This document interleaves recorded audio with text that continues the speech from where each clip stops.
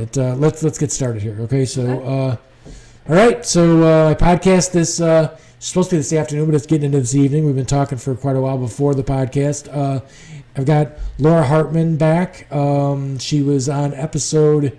God, I can't remember what number it was, but it was early on, and then so we talked politics and stuff like that. And I talked to you like. About a week and a half ago, because the impeachment inquiry was coming up, and I knew that you'd be glued to it, and I was too. Like I knew I had time. Wrestling season hadn't started yet, and all that other stuff. So and then I could DVR or whatever I wanted to. I wanted to watch. So for me, I try and stay. I hear all these people always say stuff like, Bill. I listen to both sides. And I think that's a colossal waste of time. Now, I don't mind tuning into Fox News every once in a while just to see what they're saying. Or if something like, Barack Obama gets elected, well, I'm going to tune into Fox News just to get a good laugh because the sky's falling and everything's going to, it's all terrible. Right. But otherwise, listening, I'm wasting my time listening to both sides as far as, I think you're a fan, but I'm not. I don't watch Rachel Maddow. But I also don't watch Sean Hannity because now Rachel's got some information that's terrific and everything else, but she's not going to give you information that's detrimental to her side. I disagree. I think she presents a fair case to both. I think the bigger issue with Rachel Maddow is that she's part of corporate media and she's told what she can and can't say on the show.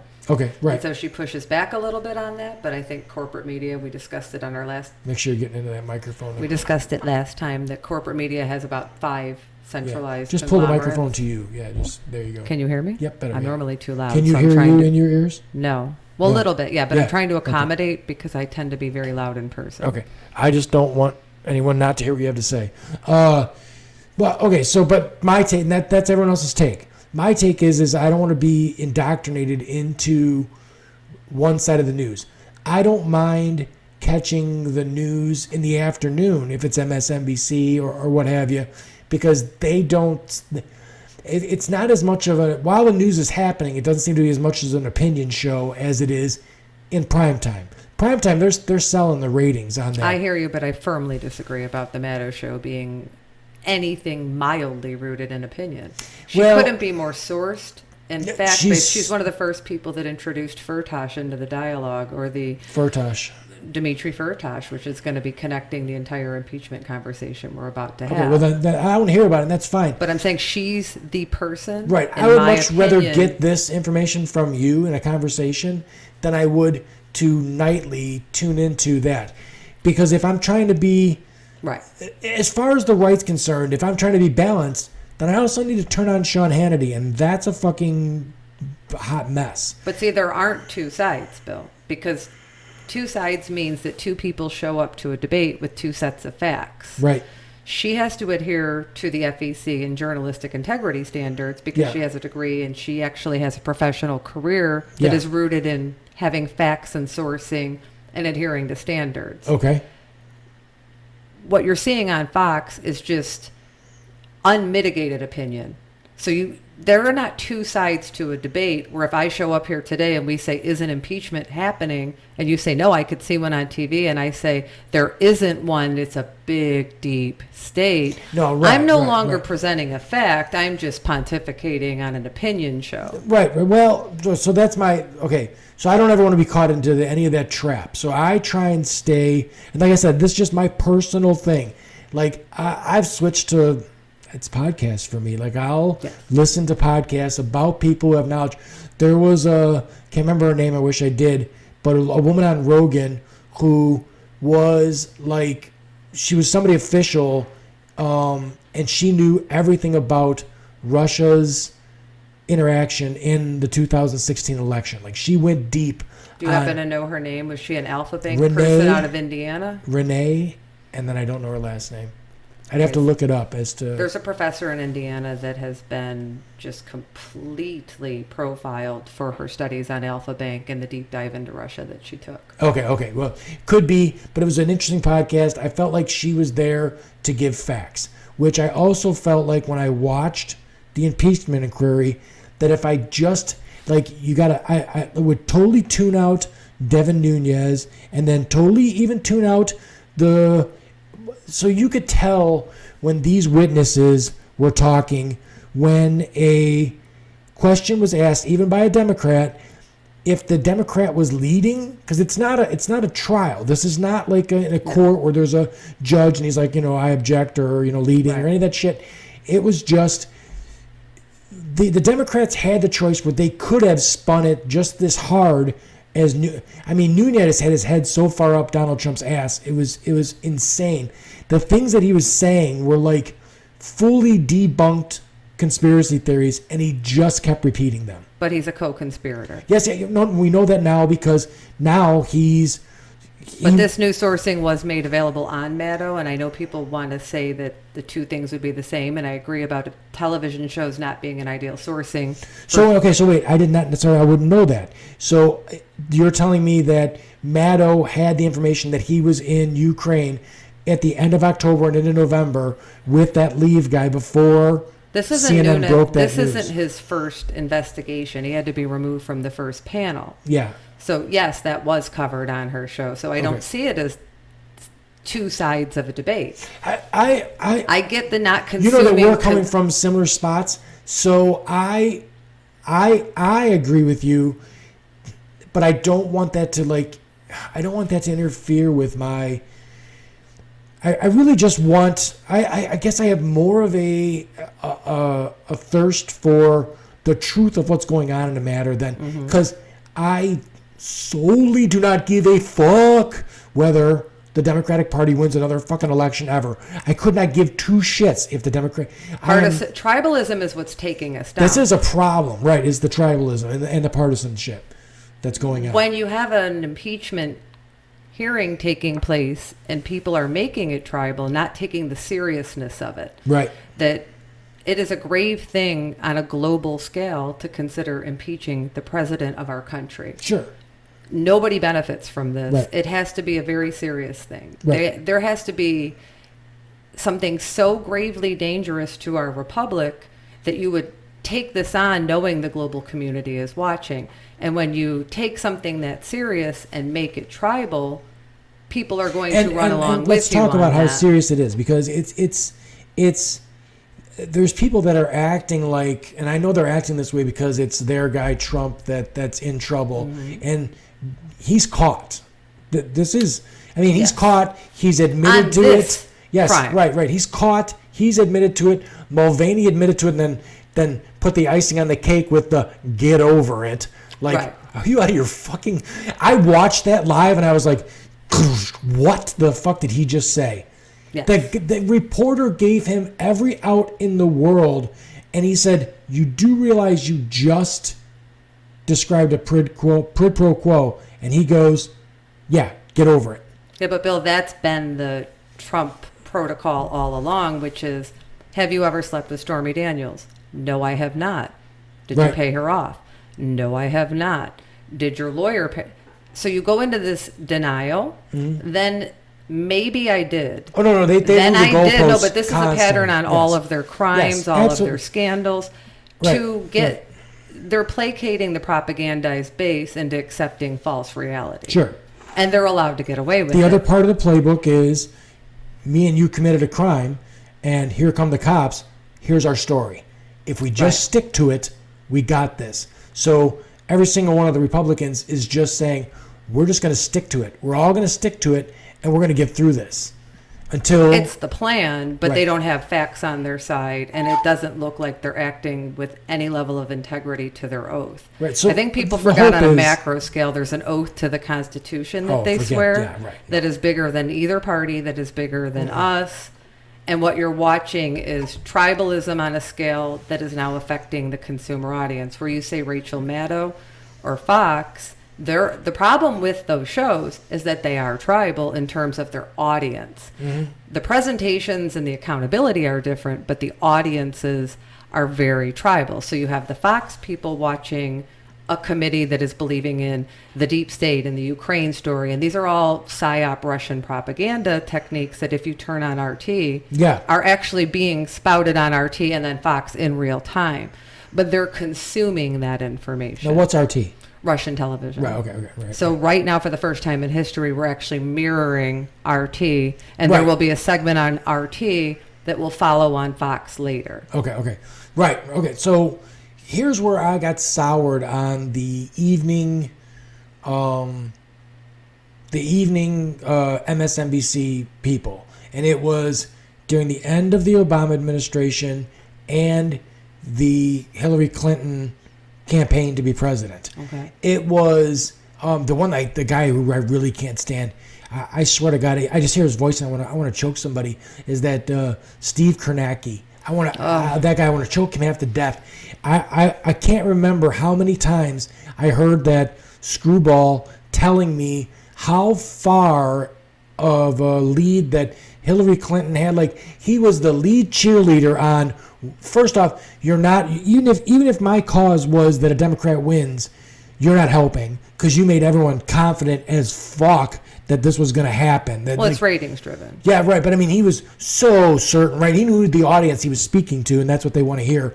My problem is people tuned into MSNBC in the evening for their confirmation, affirmation fix, just the same way. I agree. That's the tribalism I'm referring to. People turn into Kornacki respective sourcing to be validated for what they want to believe. The difference, I think, with Maddow versus a Hannity is that she doesn't have the luxury of spouting Narnia talk.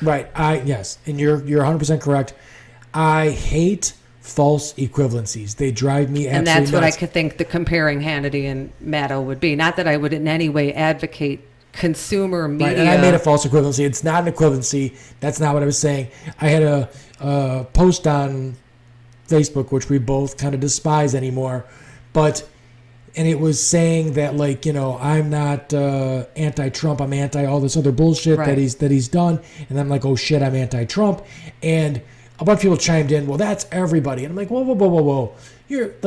You're making a fault. And I pushed back on it. And I need to comment on that thread that, listen, just because I push back on your false equivalency does not mean that I don't agree with you to a certain extent.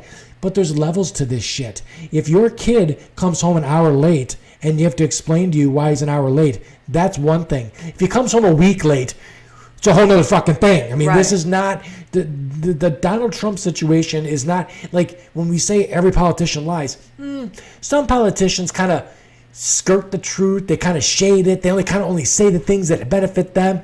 Donald Trump just fucking lies. He's a gaslighter. Yeah, and it's an authoritarian technique. He just lies. You repeat it. And listening to him, I just don't understand how, like, if I put somebody on a stage and told them to do a book report on a book that they didn't read, it seems like to me 90% of the people could figure this out. Donald Trump is the guy who did not read the book every fucking time he talks. Every time he talks, he's up there giving a book report on a book he didn't read. He knows but it's being presented as gospel, despite the fact that his last 15 gospels were demonstrably false. So the people that are in his base, because he's gaslighting them, accept truth in real time. So as the dear leader, like you would see in North Korea or Erdogan, he has a cult dear leader status where the truth changes in real time as he speaks. Right. So he could come on here today and say they're not wearing headphones and they're not sitting in front of a fish tank. And by tomorrow, somebody on Facebook would say that was made up. Yeah, they were not. That reality is fictional. Sure. Dear leader has now spoken. The edict has been declared. So it's more than just lying. It's gaslighting, and there is a distinctive difference from a historical. But Donald Trump gets in front of everybody that he ever gets in front of and speaks, and he always speaks about something he doesn't know about. And he acts like he knows about it. The dog, the military dog thing, he got out there and he just kept rambling about this type of dog is a very hard. He knew nothing about this dog. He didn't know whether the dog was male, female, had 4 fucking legs or 8 legs. He didn't know anything about, but he just kept rambling on about this dog being. And the problem is that when he gets the gender of the dog wrong, normally a White House would just say, correction, we had the gender of the dog wrong. What you're seeing here is the official White House account will change facts to accommodate dear leaders mentality, like the Sharpie Gate. The Sharpie Gate thing, that was where the best. White House account, not his personal account, Sure. but the official White House Right. account, is now detailing facts in real time. It's not They just that he's fired the guy from the pontificating. weather. Yes. Anybody administration. that dissents now is being removed. So it's Right. not just that he's up there pontiff. Right. It would be like me coming here to talk about sports, as I think, Sure. alluded to last time. Right. I have no I was idea. gonna make that joke, Nobody but- is going to bring me in to have a sports Right. commentary, nor would I try. Sure. But let's say I did. I would try and at least adhere to some of the basics. I know there's bases. I know he doesn't need to do any of that because the official White House apparatus is now making whatever he declares reality. Right. When they falsely planted the story, the "you will fail" notes that she did end up having to retract, that Grisham, that was basically a blatant lie to take away from a news cycle, her accusing the Obama administration of leaving "you will fail" notes. And instead of just going on television, which she has never given a press briefing, which I think is a separate conversation. Why have we let that norm go away? But she basically lied, gaslit, and then our society didn't demand that there be a factual accounting from the White House. The norms are eroding, and it's beyond what we consume on television. It's that we can't even expect truth from the White House. Yes, he's going to pontificate about things he doesn't know about, and he's done it his whole life. It's that we're not just looking at a useful idiot. We're looking at somebody who's a useful idiot that is being declared factual. Right. By a position of authority. Yes. So, like, I don't almost... Like, okay, so there are, and I've said this before, there are people that I like very much. There's people that I get along with very well, that when I talk to them about these things, I'm almost like in disbelief that, like, how do you keep saying this? And then if I tune into Fox, I totally get it. Yes. Like literally, there's a coach I coach with at wrestling, and I like the guy. I do. I think he's a terrific coach. He really cares about the kids. He's a good-hearted guy. To talk to him, you'd think you were talking to Devin Nunes. And I know you watch the Inquiry. Listening to Devin Nunes, I would rather like rub a cheese grater on my face than listen to that guy talk. It's the most insane. There are RT propaganda points. Right, I wanted a meme that had Samuel L. Jackson saying, "Say Hunter Biden again, motherfucker." Right. Like, because, oh my God, we are here for an impeachment inquiry, and you keep saying Hunter Biden. But he can only do that, Bill, because he is. But what does he Hunter Biden has have to do with marching this? orders. He's part of the Manafort, Ukraine, the entire dialogue. What they're trying to do here, two things. They're trying to conflate Hunter Oppo Biden's research. not going to be impeached. It ties, of course not, and it's irrelevant because you've got Jared Kushner making foreign policy. There's a whole other. The hypocrisy on that is a whole other conversation. It's a crazy. But they're trying to conflate domestic Oppo research, which is a standard protocol, with a sitting president shaking down a foreign leader and extorting them. So they're trying to conflate that, and how they do that, and it ties in. They were going to Manafort in his prison cell and getting legal advice. This is a well-sourced, known thing. Manafort has been part of the Ukraine issue for a long time, working with Russia on their payroll, part of that mob system. So Manafort, the plan was, we need to, number one, exonerate Manafort, because nobody wants Manafort in prison. He's got a lot of work to do. The other problem is that we need to blame somebody other than Russia, because now we've got our intel communities. Right. And so what Nunes is doing is going on and doing the marching orders. And the marching orders, and people make it all about Russia, but it's more of a conglomerate. You've got Saudi Arabia, you've got China, you've got these superpowers basically in charge of almost like a syndicate, and Nunes is out there reading a script, and they have compromise on him and blackmail, and he's on their payroll. The bigger issue is, why was he allowed to sit on the Intel Committee? Right now, why okay. didn't Pelosi make a move knowing what she knew? If Rachel Maddow knew that he was in on it, I know that Nancy Pelosi, with her rich history of Intel committees, knew perfectly well that he is a co-conspirator. So now some of the craziness that I see in this too is like little side things that are like, you know, the whole thing with Ukraine, like this is the bidding of an emperor, Trump, who the Ukraine thing needs to be, because he's the president of the United States.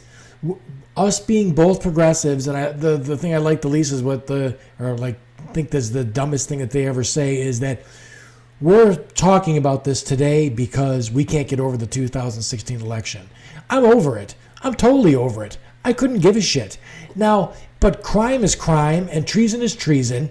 So there's still a problem because he's doing these things. Like if Donald Trump were when taken would office, impeachment happen? So if the election is now, if you're trying to say the election doesn't matter, first of all, Pence is the next in succession. Yes, he's involved, but he hasn't been tried yet.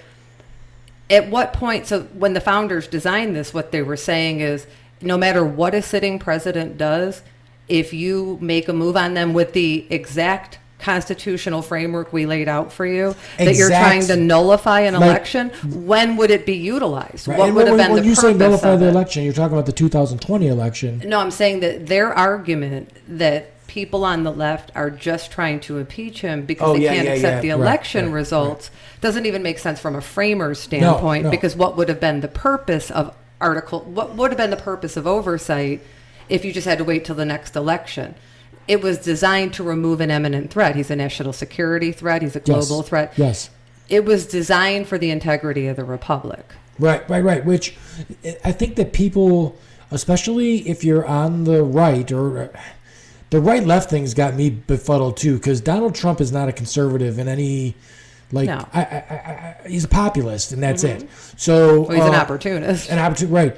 But if you're coming from it from a Trump supporter stance, and you're probably 90% of those people are not ever tuning into anything except for Fox News, because it's or that confirmation, affirmation. Oh God, that's stupid. Because Fox made the mistake of having to say some facts during their actual accredited news hour, which is why Shep Smith was removed, and Bill Barr went and gave a visit to the owners. Right now, the Wallace guy is going to be the next guy in the hot seat, because he keeps saying, "Oh, he'll be out next." But the reason they're using a new sourcing is Fox occasionally has to at least push back on some of the propaganda. Which you can put Tommy Lauren or whatever the fuck that goofball, the other blonde bimbos, those blondes. Yeah, right.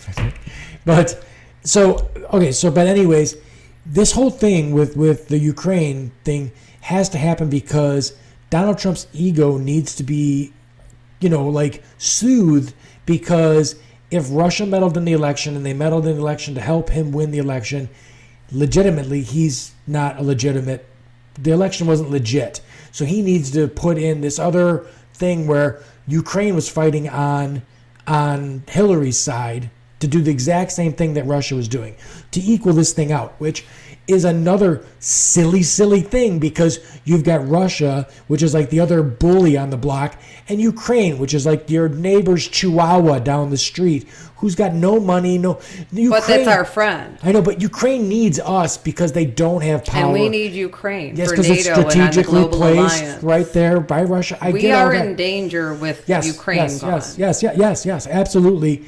And you never want to be put in a position where your leader can be blackmailed by a leader of another country, because now he has to bend to their will whenever they want, because all Ukraine had to do was record some of that nonsense, they did, right? And there was a meeting behind closed doors that nobody was allowed into, that was testified upon during the inquiry, where the blonde guy at the end, the aide to Sondland, went up to go into the room with them. Are you talking about somebody from NSC or? I'm talking about when Sondland and the Ukraine Kent? and was it Kent? Was it somebody that testified with Fiona Hill? Yes. That would, I believe it would have been Kent, but I haven't refreshed. Well, he was the guy who was headed up to that room, and they stopped him from going in there. And Sondland had a whole meeting where there were no note takers. You have to remember that Sondland is the ambassador that is there because he paid $1 million for the privilege. Well, I think that's a distinction that needs to be made too. So, Fiona Yovanovitch, Marie Yovanovitch is the person that was in the first week's testimony. Right. But I mean, there's a difference between Yovanovitch was an ambassador also. She's an anti-corruption ambassador with an impeccable history. Right. But we need to make there needs to be a difference that's made between someone like Yovanovitch, who's a career diplomat, a nonpartisan, who is immediately hired by Georgetown to teach a class on how to be an ambassador in a conflict area. So there's two different kinds of ambassadors. There's an ambassador that gets put into the ambassador of the UK or the UN or Ireland or France or political appointees. Yes, which are just people who give $1 million to the... And both sides do this. Yes, which is complete bullshit. It is, and I think that should be looked at. If the Republic comes out of this on the other end, it's time to have a talk about ambassadors that can buy their ambassadorships. Both sides of the aisle need to have these people get wealthy off these ambassadorships. And Sondland, even in his testimony, was saying that we bought a bottle of wine and started talking about what I'm going to do with my hotels when we were... So he's still doing his job where he owns hotels while he's being the ambassador to the UN. Yes, and it's never about just the hotels. Like, to even go into the Joe Biden thing with his son Hunter, people will say, well, look at Jared and Ivanka made $82 million. Well, really, that's nothing, because what they really are doing is running foreign policy. So when you have an ambassador like Sondland, what they're doing is, on paper, they're saying, oh, no, I know it looks bad that I remodeled for $1 million. But what they're really doing is rewriting energy, oil, nuclear, and military defense contracts to the tune of billions and billions of dollars. And you've got Eric Prince in there using his private mercenaries. There's such a sinister nucleus to it that is so far beyond the hotelier and all of it. It goes so much beyond that. So when you buy an ambassadorship, you're looking into billions. Right. Or if you're a son-in-law and you get to run foreign policy and you have a $1 billion debt on a 666 Fifth Avenue, you and your convicted felon dad are now being given the green light to go deal with Saudi Arabia and get that paid off. Right. So on paper it looks like 80 million, but in reality they're talking in billions. They're talking nuclear and energy contracts and things that are on a scale of finance that we can't even comprehend, you and I. Right. So what I'm trying to make is a distinction between Sondland's a guy who gives $1 million to the party after Trump gets elected. Who knows what he gave to his super PAC before he got elected? But he gives this money so that he can buy himself this sweetheart job where he flies around the world, stays in the greatest hotels, and talks to people about probably a little bit about his own business and stuff like that that he's making big money on. And then you've got that Marie Yovanovitch, who is someone there that's actually got a job. She's been trained in it, and she solves problems. She looks at things strategically and says, this can't be. Now, even the crooked fuck Sondland, who is 100%, this man gave $1 million just to the good time party after he gets elected. The inaugural fund. So this is a guy who gave $1 million to that, and people try to paint him as somebody who wasn't quite a Trumpster or like never try. Or Donald's like, I don't hardly know him. He was as much base as you can get, and correct. He was. If you look on Twitter, right. Donnie was saying, if only we can get Sondland there. People forget he was their witness. He was supposed to be the guy that vindicated everything. Well, he flipped because the first well, time I think anybody that watched the Cohen hearing can see what happens when you decide to take one for the team for Donald Trump. You're going to prison. Roger Stone just had his trial, which, by the way, is a separate topic, but proves that there was indeed collusion with Russia. Yes. Cambridge Analytica was involved, Guccifer 2.0. Everything that Robert Mueller likely would have told us when he was unable to prove conspiracy in his report, because he was shut down likely by Bill Barr. Donnie went on television on Fox and said, we would have fixed this and ended it sooner if we had Bill Barr. Yeah, right. So... Right. Well, she's the diplomat that recognizes the danger they all are, and she doesn't have a horse in the game. She's going to be in that game whether you have a Democrat or a Republican.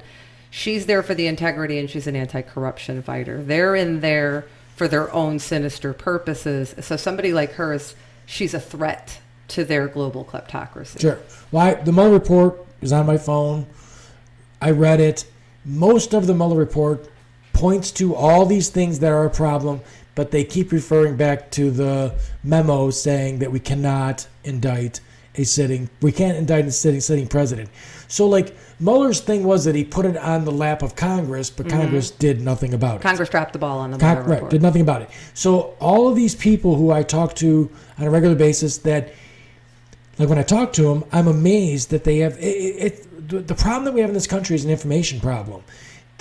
That's singly the most important. And we have the technology for sure to have a situation where it's unbiased and it's just the facts could be put on a PBS sort of internet site that everybody should look at instead of. Now, as soon as something's on there that you don't want to see, as far as left or right, they're going to tune it out or whatever like that. But it's going to be there. Like, I think they should go as far as like a public office. They should put that guy in a glass cage, and everything that's not a matter of, national security should be out in the open. As far as what you hold public office, I want to publicly know what you're talking about. We are entitled to know. Right. Well, we're not entitled to see Donald Trump's tax returns. We're not entitled to see who's in bed with. Executive privilege is something that'll likely have to be explored if the Republic again survives this chapter. Right. Where you keep saying that. I believe that we've survived. I want to believe the Republic will survive the chapter. The problem is, again, we brought this up last time, with authoritarianism, you start with the fourth estate and then you start working your way through the institutions.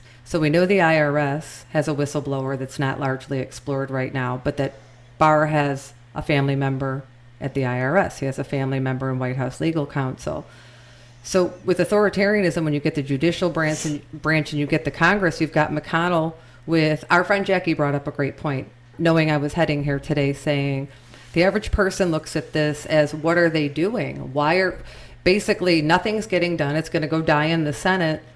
But the people that watch Fox News don't realize that McConnell has over a couple hundred bills on his desk, and he's a co-conspirator at this point. Yeah. Right. No, right. That's a big thing. But you get the authoritarianism that if you have if the leader of the Senate is part of the problem and a co-conspirator and was on the original Gang of Eight that decided to stand down when Russia was attacking us. It was said in the 50s, we're going to take out America without firing a single bullet. Oh, yeah, right. They're taking out America as you and I sit here. Will we survive it? That I think let's both. It's Thanksgiving week. My God, I would love to believe so. But right now, the Supreme Court just agreed to take up the case regarding the financials, and Barr's DOJ challenged the McGahn ruling, which was probably one of the most profound legal rulings in our entire, if not just our lifetime, but in history, that we did not have a king. Right. I think we're going to survive it just because the country as a whole, like me and you pay a lot of attention to this, all right? Yes. But there's probably 65% of the country who's really, really, really just watching Dances with the Stars, and they're watching The Voice. I understand that. But what I'm saying is, then this is like, okay, I don't care if you're left, you're right, whatever. I give you kudos if you're paying attention to what's going on, even if you're just paying attention to your side or whatever you're doing. But at least you're somehow engaged in this process that's going on versus the people who are completely oblivious to like anything. I mean, when they do those... if you're engaged by watching Fox, you're better off watching Dancing with the Stars, because that's actual propaganda. That's disinformation, and disinformation is dangerous, and it's designed to take out democracy. Right, but you know my stance on that. My stance is that I need glass to get broken to get things fixed. So, I agree, and when we met last time, I had said that Bruce liked that Trump broke things, and yes, that's now changed. So yes, it's good that it's all been exposed. Yeah. It's great. I mean, yes, the hypocrisy is exposed. The dark money on both sides has been exposed. Where we're running into the problem was I don't think we understood how weak our institutions were. We always relied on them as most people have shame.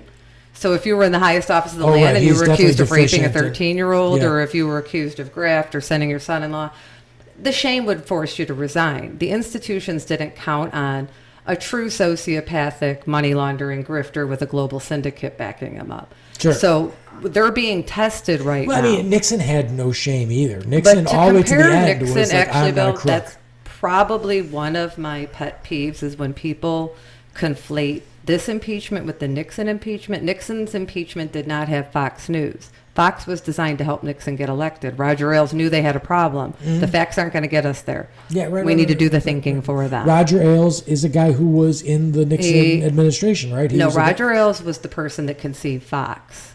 And he worked with the Murdoch family to create Fox News. And his theory was do the thinking for them. Right, but I thought there was a connection between... Ailes was he worked within the campaign infrastructure for years, but his role was basically... Let's get a network that will do the thinking for them so that when we have damaging facts, we don't have to worry about those pesky facts or documents because we're going to go tell them what to think. Sure, right. So Nixon's administration, when they were under impeachment, did not have a Fox News network, an arm of propaganda, state television, defending his crimes. You also didn't have the Senate that was a co-conspirator led by somebody who is now taking money from the country that attacked us, removing sanctions and opening factories, Russian factories in Kentucky. So it's so complex and different than the Nixon impeachment. Oh, no, I agree 100% that it's different, and that this is actually far worse than the Nixon impeachment was. I mean, he was pretty much just in-house fucking with the DNC and breaking into their stuff. This is international, where he involved. Was a domestic crook. He wasn't an international traitorous crook. Crime lord.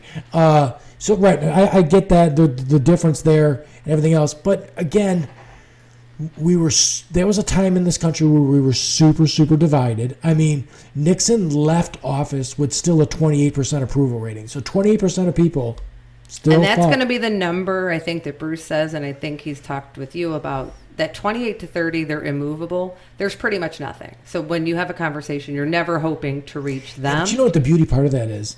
They believe, like, there's so many people on social media that keep posting, like, you don't understand, Trump's more popular. He's more popular in your bubble than ever. Yeah, but the tail is wagging the dog. We discussed this last time because of the electoral college. He needs more than those people to get elected. But he doesn't need that much more because of gerrymandering and because of the electoral college. So if you look at the electoral college map, you have somebody who... This is just his most recent attempt to cheat in an election. Now, the Stone case proves he did cheat in the first election. Yeah. He's cheating in the second election. Right. And the Electoral College still has him as a contender. We both don't think the economy is what people are saying that it is. Well, okay, so when we talked about that before the podcast, the economy is kind of a tricky thing, right? Like, I mean, if you're Fox News and you want to put the indicators out there that say that the economy is good, then you can put things out there like the unemployment rate, which the unemployment rate can lie. The unemployment rate, yes, there's people with 2 and 3 jobs making $8 an hour. That's the best point. That there are people that used to make $35 an hour and are working 3 jobs. Right, the unemployment rate of 3.5% is what Fox puts out there. They don't explain the minutia of what's going on with it. Then you can also say, well, look at the stock market. I love when Trump says stuff like it's got record gains. The worst president we ever had record gains in the stock market, because the stock market generally goes up over a 4-year period. So they're always going to have a record gain because it gets bigger. I mean, that's just what it does. And how many American families are invested in the stock market? How many people can't buy groceries? That's not a gauge, right? That's certainly not a gauge of the economy, because what I would say what the stock market is a gauge is of how are wealthy people doing, and that's... He's speaking to the people that benefited from the tax scam, the people that, which, by the way, broke the deficit. That's where I'm going with it. The tax scam was a way to... Right now, this economy is being falsely propped up with stuff like... So if someone doesn't understand what a corporation does, when you take their corporate rate from 38% to 27% or whatever it dropped down to, because the amount of Fortune 500 companies that paid 0 federal taxes doubled since Trump. So that means and I know that some people got these hard-ons for, super wealthy people, which I don't understand, but that means a company that made $1 billion this year paid $0 into everything that company uses. So Jeff Bezos made $11.2 billion. He uses our highways way more than any one person could use. He uses his entire work. He got rich because his entire workforce can read, write, and do arithmetic because of public schools, but he paid nothing into public schools. Right. So this guy's taking everything out of the system, not putting anything back in the system. And the Joe Schmo guy out there that's, made $30,000 last year, he spent more in taxes than Jeff Bezos did. For the first time ever, middle-class families are paying higher percentage. In terms of taxation percentage, we're paying more than a billionaire. Right, but let me finish this. So what these corporations do with that windfall profit is they go onto the stock market and they buy their own stock. So, stocks go up as demand goes up for the stock. So when the stocks are being bought, the price keeps going up until it meets a plateau. So when you put billions of dollars into your stock is artificially inflated. Right. I mean, that the stock market is a indicator of the economy on a whole, I think, is a whole other debate. Right. But what I'm saying to you is, if another president comes in and removes those tax cuts, and that corporation at the end of the year can't every year buy more of their own stock, right, it's going to tumble. This is a bubble that's ready to burst. Oh, I agree about the bubble. So what I'm saying to you is, this economy thing that these indicators that you're pointing to are false indicators, because they're just being propped up with fucking bubble gum and glue to hold this thing up like it's being held up right now. That's not real.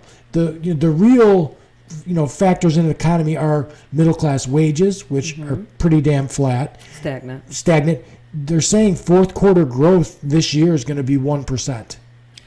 You and I, we tend to get bogged down in the wonkiness, and we take in a lot of political information. Right.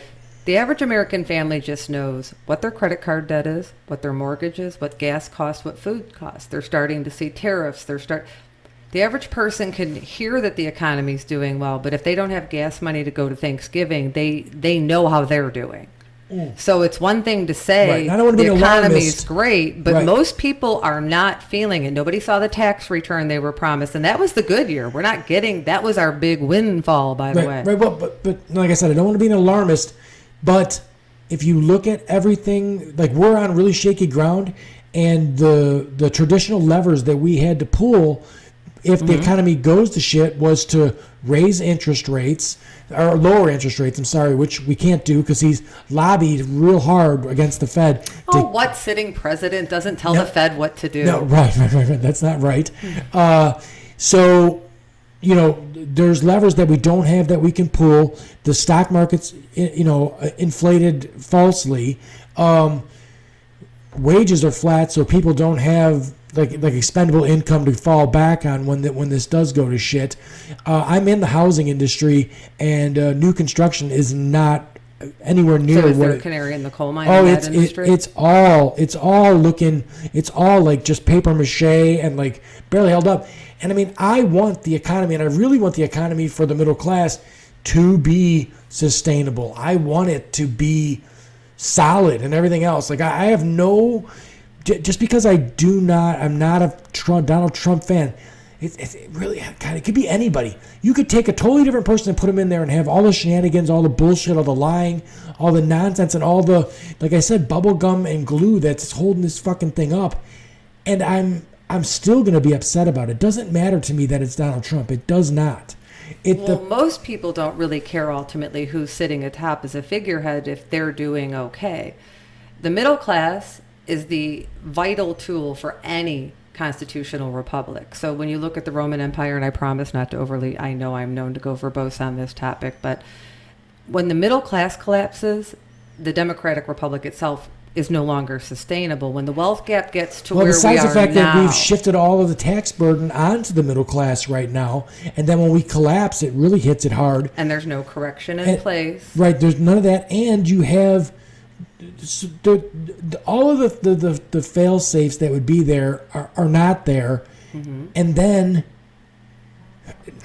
my problem is I believe this economy is going, it's always got its ebbs and flows, and if Donald Trump, we talked about this before, if does not get reelected, and then we end up with a Democratic president, and then the economy goes to shit, it's going to be like, see?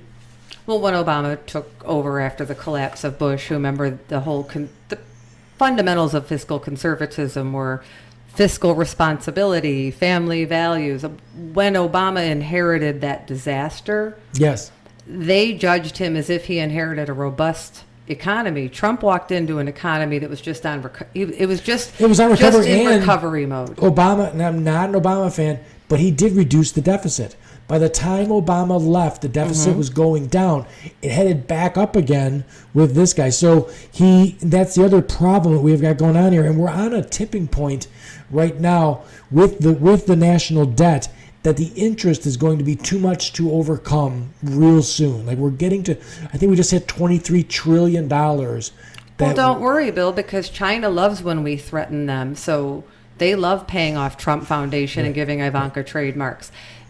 China owns our debt, and we're leveraged to the hilt as a country. And so to pretend which is pretending that we can engage in a tariff war. Sure. They have all the leverage. Right. Well, Donnie's a fourth grader showing up with a backpack saying, if they say I'm your best friend, he's going to sign on the dotted line. He fell in love with Kim Jong-un.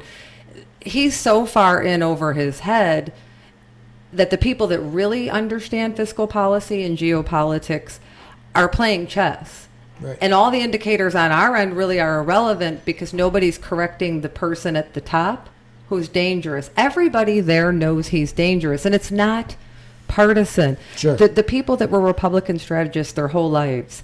One of my favorite people emerging from this fiasco has been Nicole Wallace. Nicole Wallace and Steve, who's the... Schmidt, although Steve he Schmidt. went and worked for Bloomberg and lost my soul, but that's He's a Republican What strategists who I've always agreed with fundamentally are now sounding the alarms that this, as you and I have said, is not partisan. You can't have a sitting president that doesn't understand the basics. And let's say sometimes in history that's happened, they have advisors or they have specialists. They don't surround themselves with sycophants and people that also lack basic policy experience and have to coddle the ego of a narcissist. So all of our foreign policy, all of our fiscal policy, while the rest of us are out there trying to pay our bills and raise our families, all of that is at the will of somebody who might get a phone call saying, "You're terrific, let's do this." And he'll say yes if he's being told he's terrific. Sure. Right. And China has all the leverage. There's no deal with China because there's no deal they want. And you're good to go, right. What do they want? What would we have as leverage? Our farmers are wiped out right now.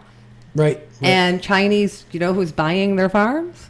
Chinese corporate, Right, sure. Not just corporate conglomerates, foreign corporate conglomerates that they saw a willing rube and thought, wow, nobody's going to check him.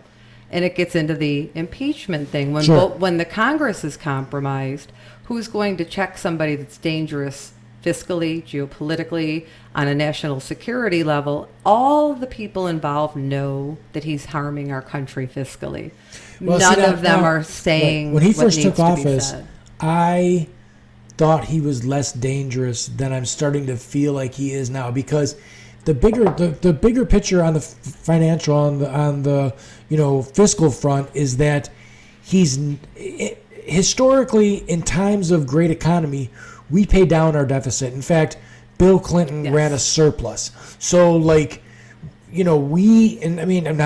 not a Clinton fan, but he looked at the thing, the tech boom was going on. He had all kinds of money coming in. He paid down the deficit so much that we actually had a surplus. He's the only president in modern history who has actually paid down some of the national debt. Yes, when they had a debate for the next election, it was what to do with the surplus, and we went right from that under W to basically more record-breaking deficits and an entire collapse of it was tax cuts again for rich people. the banking what we do with industry. The surplus. It's all the yacht class ultimately always benefits, and then both sides of the aisle. I think this is a reiteration of what we talked about last time. Believe that their party is the one fixing it. The reason I keep going back to authoritarianism is that when you have China taking us out and Russia taking us out and Saudi Arabia taking us out, everybody that is in a position, a statesman or somebody that knows what's going on and who's taken a sworn oath, knows they're supposed to be fighting for the country, and they're not. So something is wrong on a systemic level when nobody is acting. Pelosi did not want to make a move. She was whipping her caucus against impeachment with Mueller. It took this. It took this cheating in an election for this proceeding to start. I think they saw this. I think they. Well, okay. So we have veered way off of the impeachment stuff, which I want to get back to. We're known to do that, right? But the impeachment thing and Nancy Pelosi. Oh, look, good Lord! Like this is like.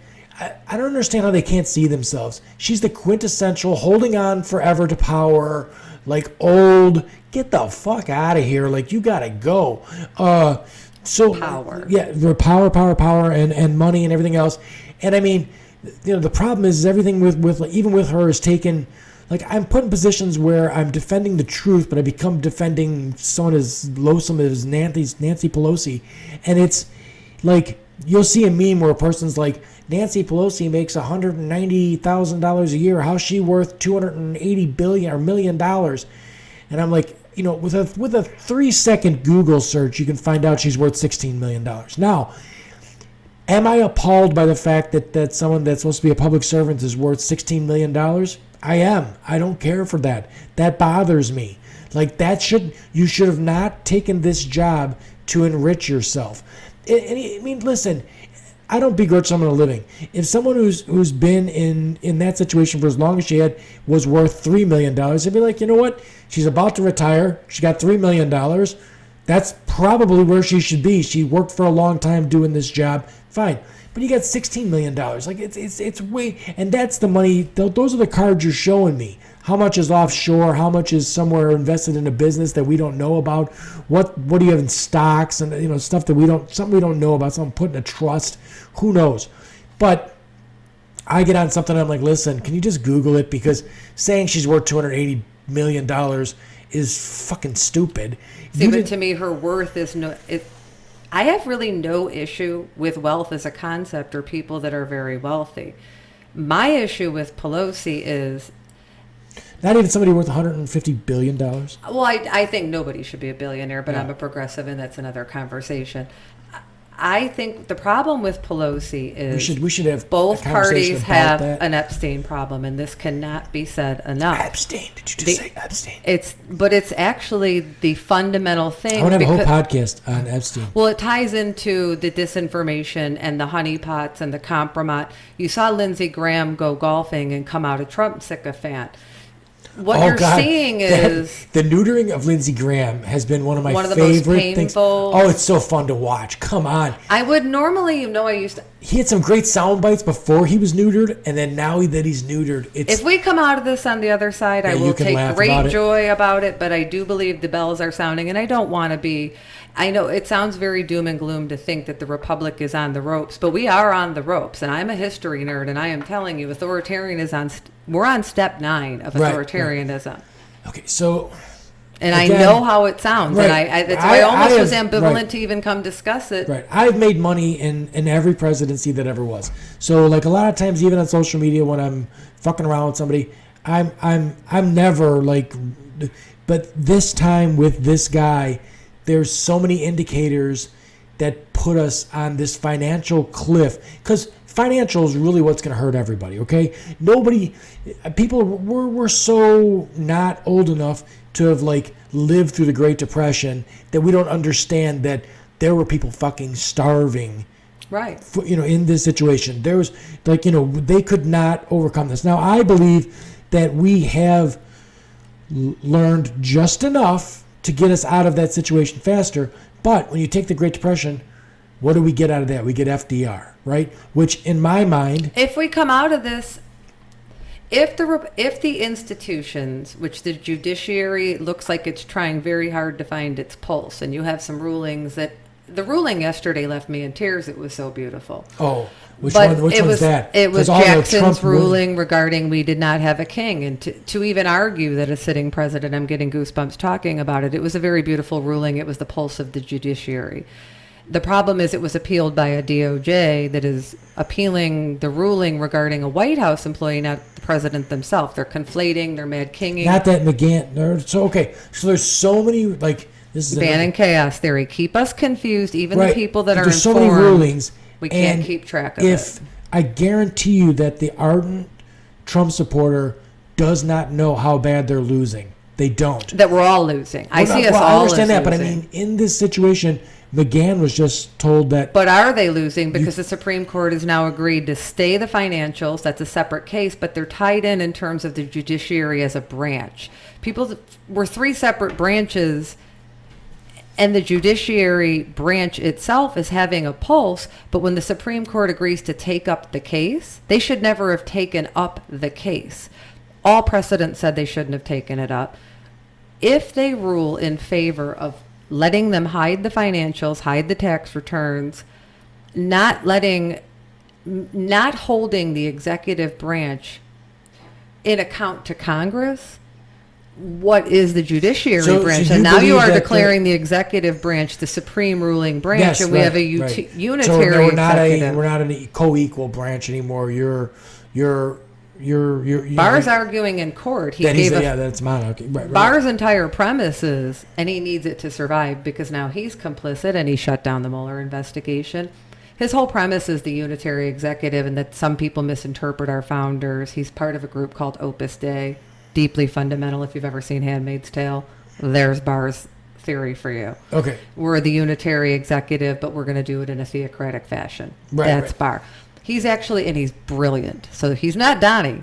When he goes to court, he knows what he's talking about. He's brilliant. But you believe the people that are going to ultimately decide this have their tribalism will be thicker and heavier on them, that'll weigh more than their view of the entire, because, the thing that always comes back to blow up on these people is if I make this ruling for a Republican, sooner or later there's going to be a Democrat in that situation. And they're it going used run. to be that way. Right, but I'm saying to you that the Supreme Court's going to make rulings you think. Oh, I don't know how they're going to rule that they took it up, but you have to remember, because the Bannon chaos theory, the Kavanaugh appointment, he was selected over a conservative female that on paper was fabulous to the evangelical pro-life, that's its entire own cult. Yeah, right, because that's the voters that are vote. single-issue voters. Sure. She was a beautiful candidate. She was a shoo-in. She would have sailed through Congress.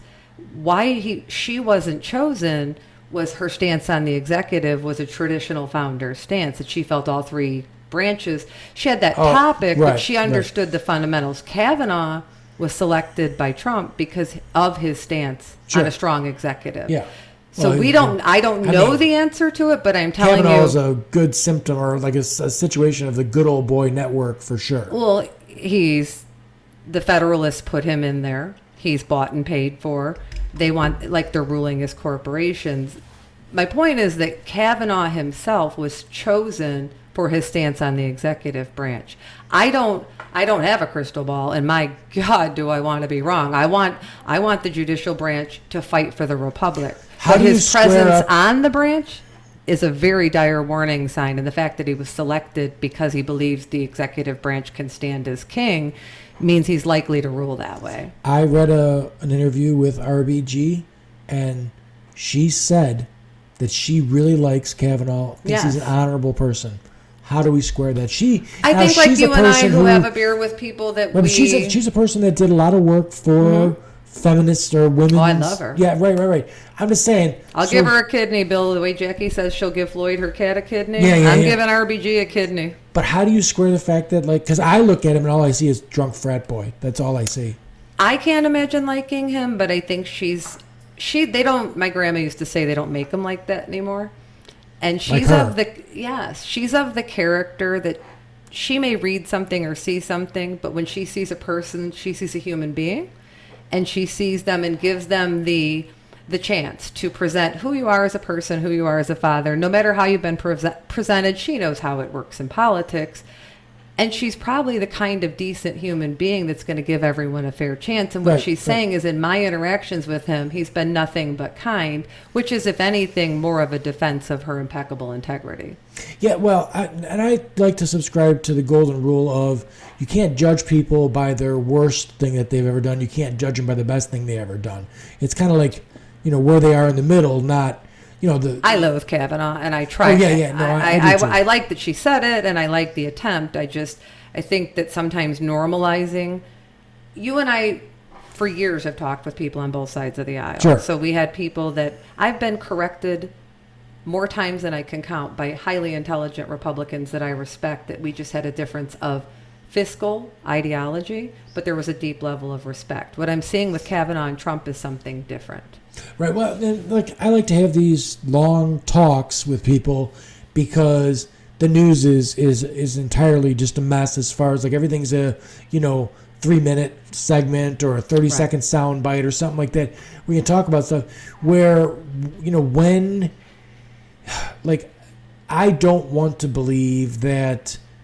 I don't want to believe that the whole thing is going to fall apart either, and I want to believe. Nobody wants to believe that. I just think history is our best. But I do think that things have to get bad enough. Okay, so We're there, Bill. We're there. I'm saying your theory was right, and now we're there.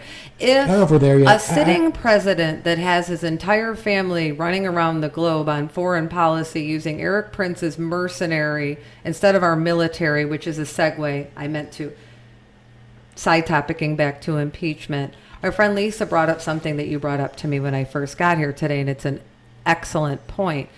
Regarding the impeachment process itself, we're watching people that were staunch military defenders attack the military, attack Vindman, attack these. Oh, yeah. No, so those are... We're at the point, is what I'm saying, where we've shaken it up now to where it is okay to go on national television and attack a Purple Heart recipient. Yep, absolutely. Because he attacked the emperor, so... Dear Leader spoke, and Dear Leader said this person is an enemy, and instead of adhering to any level of principle, when you're attacking the decorated war heroes of your country and the military, you are at a crisis mode, because who's going to protect us? And we are vulnerable right now. That's not my opinion. From a foreign policy or national security point, we're vulnerable. We just let down our allies. We just abandoned them. We're vulnerable right now, and to watch on the floor of Congress, and this wasn't just from the news outlets. Yeah, didn't Nunez like straight up ask him, like, why do you have your uniform on? The implication of why are you wearing your uniform was made by somebody else, and there's too many compromised sycophants to almost keep track of them. But the fact that a decorated war hero was placed where his character as a fact witness, and I think you touched on this earlier when I first got here. I think we kind of talked out a lot of our thoughts and then got the microphones in front of us and started pontificating and side-topicing. The fact that they were able to do that from the floor of Congress was in itself one of the more alarming aspects. Yeah, I don't know. I've watched a lot of different, like the whole Benghazi thing with Clinton was a whole lot of grandstanding as far as like it was. I mean, and she finally got to the point at one point where it was like, does it really matter? And then that was used as a soundbite forever. But she showed up and testified. She showed up and testified. Want to know how we could get rid of all this? I forget his name, and I ended up really liking him. I had never heard of him. Have him come sit in the seat. You've got who? Trump. If he's got such a terrific case, sit that there under oath. The Walsh guy. You may not have liked Hillary. You're talking about Walsh when he said? Yeah, you may not have liked Hillary, but she sat there and took it. She testified under oath. He could correct this tomorrow if he's so innocent. The fact that he won't show up under oath, the fact that he won't send any of his... Think of his cabinet. Mulvaney is shutting them down. Barr is obstructing them. Every single person involved in the scheme is shutting down Congress. Right. He could correct this tomorrow and bring his entire team in, but he can't. Right? No, he can't, because they'll all be perjured themselves and everything else. Right. So Hillary did show up and take the heat and testify under oath, and that's where the facts get conflated, where her soundbite becomes the news. And if you want to attack the process, then that's a the secondary shitty way to try and get around. If you don't have the facts and you got to attack the process. But if you look at the process for the Benghazi, I mean, I remember when that was going on, and every Republican was just like, liar, like that's all they had. Mm-hmm. And I'm like, listen, you cannot. There's too many paper trails. There's too many other witnesses and everything else that are involved in the State Department when it comes down to a situation like Benghazi. She can't just come there and lie. She can't just come there. No, because they weren't obstructing, because they understood that Congress was a co-equal branch of government and that she was accountable to them. But the Republicans, the Trump cultists, or the people with true Trump derangement syndrome is what I pretty much refer to them now, because they didn't make no sense to me at all. What they say is that Hillary got away with what she did because she just lied, and I'm sorry. The reason that Trump won't let the people that are on his staff come into that inquiry is because they cannot go in there and lie. There's too many contradicting things. These people will all go to federal prison. Sondland was their guy, and he basically just said there was a quid pro quo. Right. He didn't. He literally said it. He said that verbatim. He said this is the question you keep asking, and he couldn't have laid it out any more clearly. And he said, and the answer is yes, there was a quid pro quo, a quid pro pro quo. And I have had discussions since that guy, who is their guy, said exactly that. And Mulvaney said it as clear as day. Trump said it as clear as day. The transcript says it as clear as day. And I still get Trump supporters that are like, Trump said there's no quid pro quo. Now, here's the real cute thing that they did, right, was the phone call after they were caught, where Sondland goes, "Hi, Chief. What do you want from Ukraine?" The perfect call? Yes. No. Well, the one with Sondland. The perfect call. Yeah, that was the perfect call later. But he called. So they. Who among us hasn't extorted somebody and declared it perfect? But. Well, right. I'm not talking about that call. I'm talking about the I know call. both of them, but he has declared both of them perfect. Oh, and okay. just illustrate. So, but the timeline is what innocence. matters in Sondland's phone call. Sondland's phone call was made after Trump was caught. Yes. So what he had happen was he had Sondland call him and ask him, "What do you want from Ukraine, boss?" And I want nothing, no quid pro quo. Yes, right. He said, we saw it in his 85.5. I want no bribery, no quid pro quo. I want nothing. All I want is him to do the right thing. Click. Mom, I'm not taking a cookie. Yes, after you've put it back. It was the most amazing bullshit that ever was. And every single Trumpster is like, "See?" And I'm like, yes. That's like I walked into my house. A guy was standing there with my TV set in his hand. I caught him. He put the TV back. Yes. No, he still was trying to steal my TV. He still goes to jail. Yeah, the bank robber that gets the call and being mad at the caller is a whole thing. I'm going to go back to, and I know I'm beleaguering this point, the fact about the impeachment that's the bigger problem is when you say, well, they did this soundbite about Hillary or what happened during Benghazi, the institutions themselves were never questioned at that point.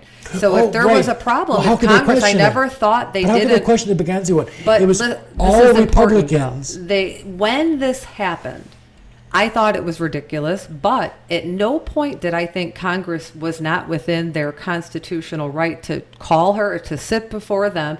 They were elected to that Congress. Absolutely. And so they had the right to call her and grill her. Yeah. And it never, now I thought it didn't look right, but it never occurred to me to think she didn't have to do it. Well, being someone that I never liked Hillary to begin with. I never understood what the appeal was there at all.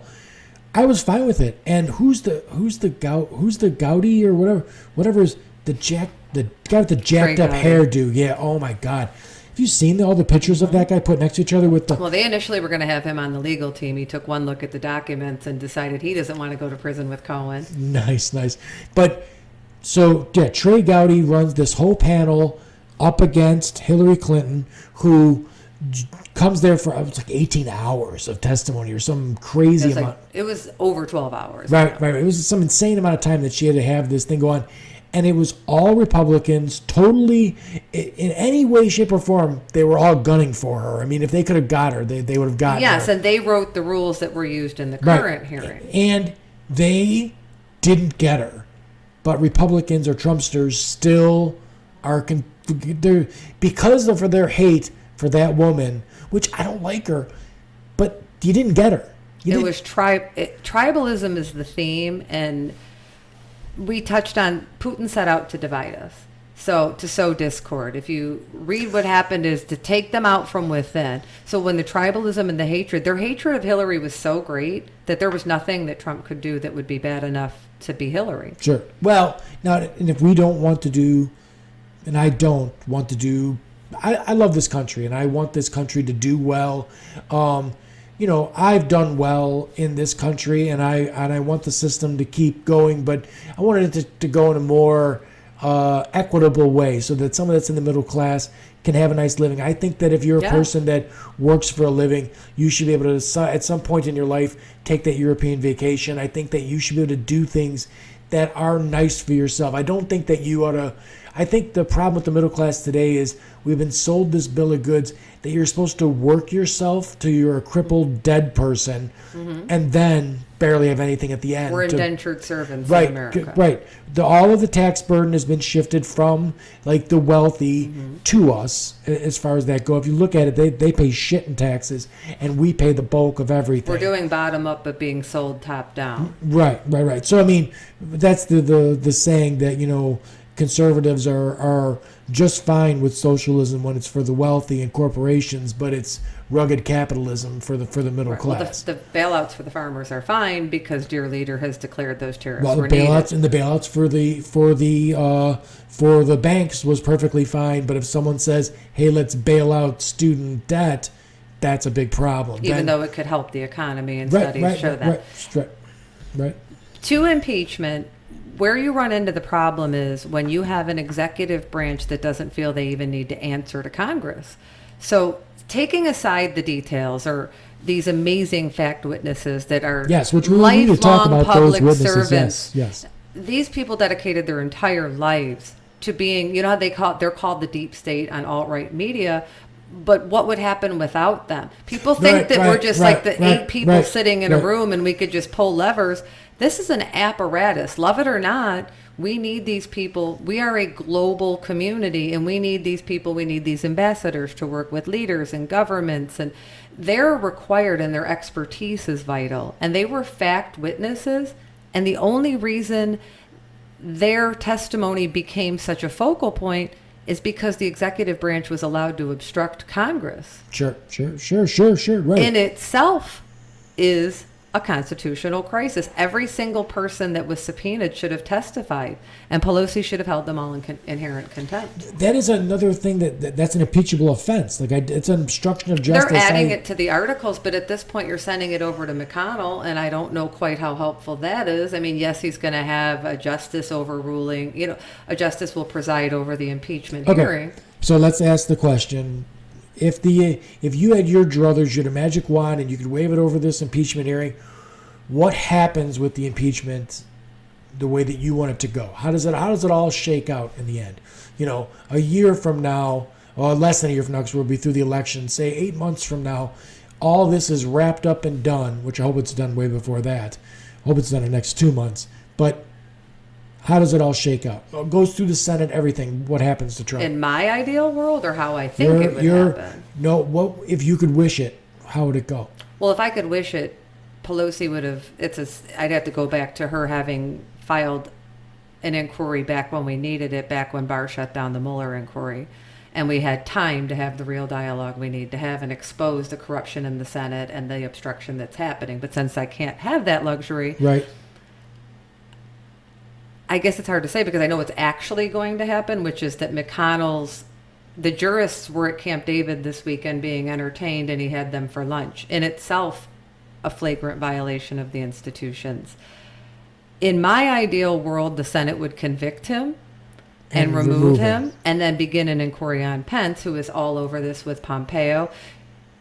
I don't think his impeachment should have been the first impeachment. I feel Bill Barr should be impeached first. His role at DOJ is far more dangerous than this fourth grade figurehead sitting atop the executive. Right. Barr is shutting down all the investigations. You're brainier than 90% of people I know. So you're definitely nerdier would be a better way. You're definitely encompassing way more than I think people can even. Okay. So how would I like to see it? Just Trump, because election wise. Well, you did ask, and that's I sleep and breathe this. In my ideal world, he would be removed. But in an ideal world, he wouldn't need to, because if he had integrity, he would have resigned. It goes back to he can't resign because he'll be indicted. If he resigns, he'd be indicted tomorrow. We should never be in a situation where the impeachment itself could land him in prison. And I don't mean by removal, because they're separate process. Yes. Their process from a legal perspective. If he were to be removed tomorrow, he'd be indicted. So in my ideal world, he'd be removed and indicted. Pence then would be removed and indicted. And I'm of the unpopular opinion on the left that I don't really think that Pelosi has the oath that the left wants. And I know I'm going to get scathed for this because her cult is just as intense as Trump's cult. When I was mad at her for her stance on this, or not fighting for the Republic, I met just as much. So I don't know that I would want her to be in the presidency. Oh, God, no. I don't. And I mean, I know that. But I don't want this. I can name a couple of Democrats, a little blonde one, that hates me every time I say anything negative about a Democrat ever, which I say plenty negative about Democrats. My problem with Republicans is the minute you say something negative about a Republican, you are the biggest Democrat ever. I guess I'm a Bernie bro is what I keep being called by my Democratic soldiers that hate me.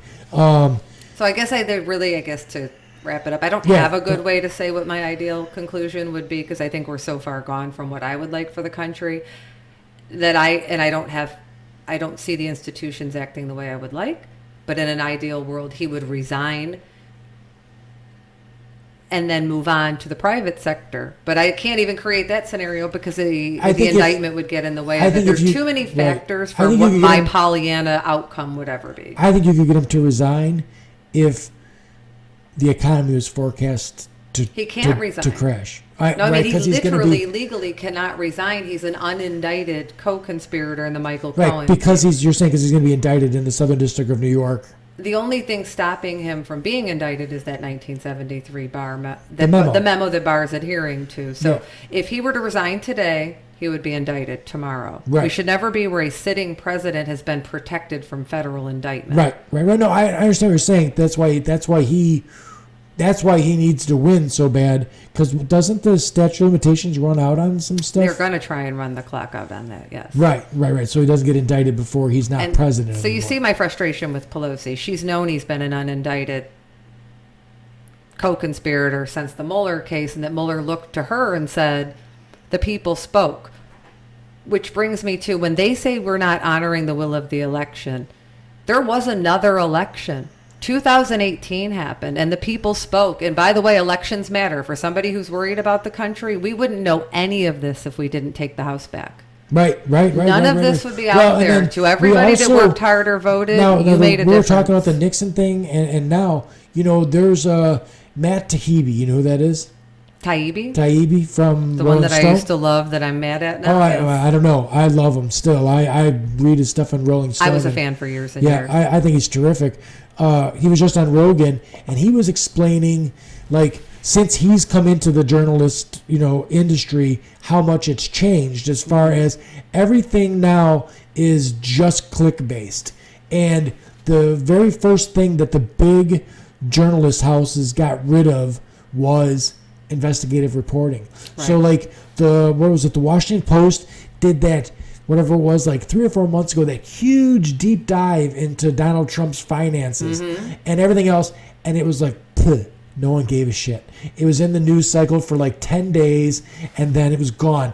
The people that ran news got just as many clicks from Sharknado or some shit thing that they just Beyonce bought her baby a new ring would have more clicks than a sitting president raped somebody. Right. So I mean, and they had some 30 journalists digging deep into his finances and everything else. They found all kinds of shit that should be super, super alarming as far as people from the sheiks and stuff in the Middle East and Russian oligarchs paying 5 times for a condo what it costs and stuff like that. Yeah. Just pretty much laundering money into this fucking criminal.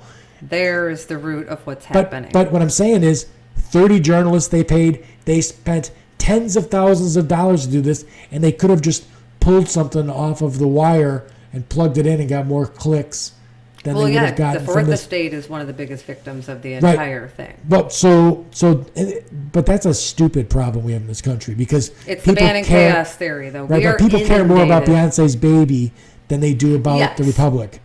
Consumer culture is its own topic, but Bannon chaos theory is proving real in real time. You have, while he was just recently, more credible rape accusations. He just settled a $2 million settlement for fraud, for defrauding veterans charity through his Trump Foundation. And this is another thing that the Trumpsters want to ignore. They just plug both ears and la la la through it. The whistle past the graveyard.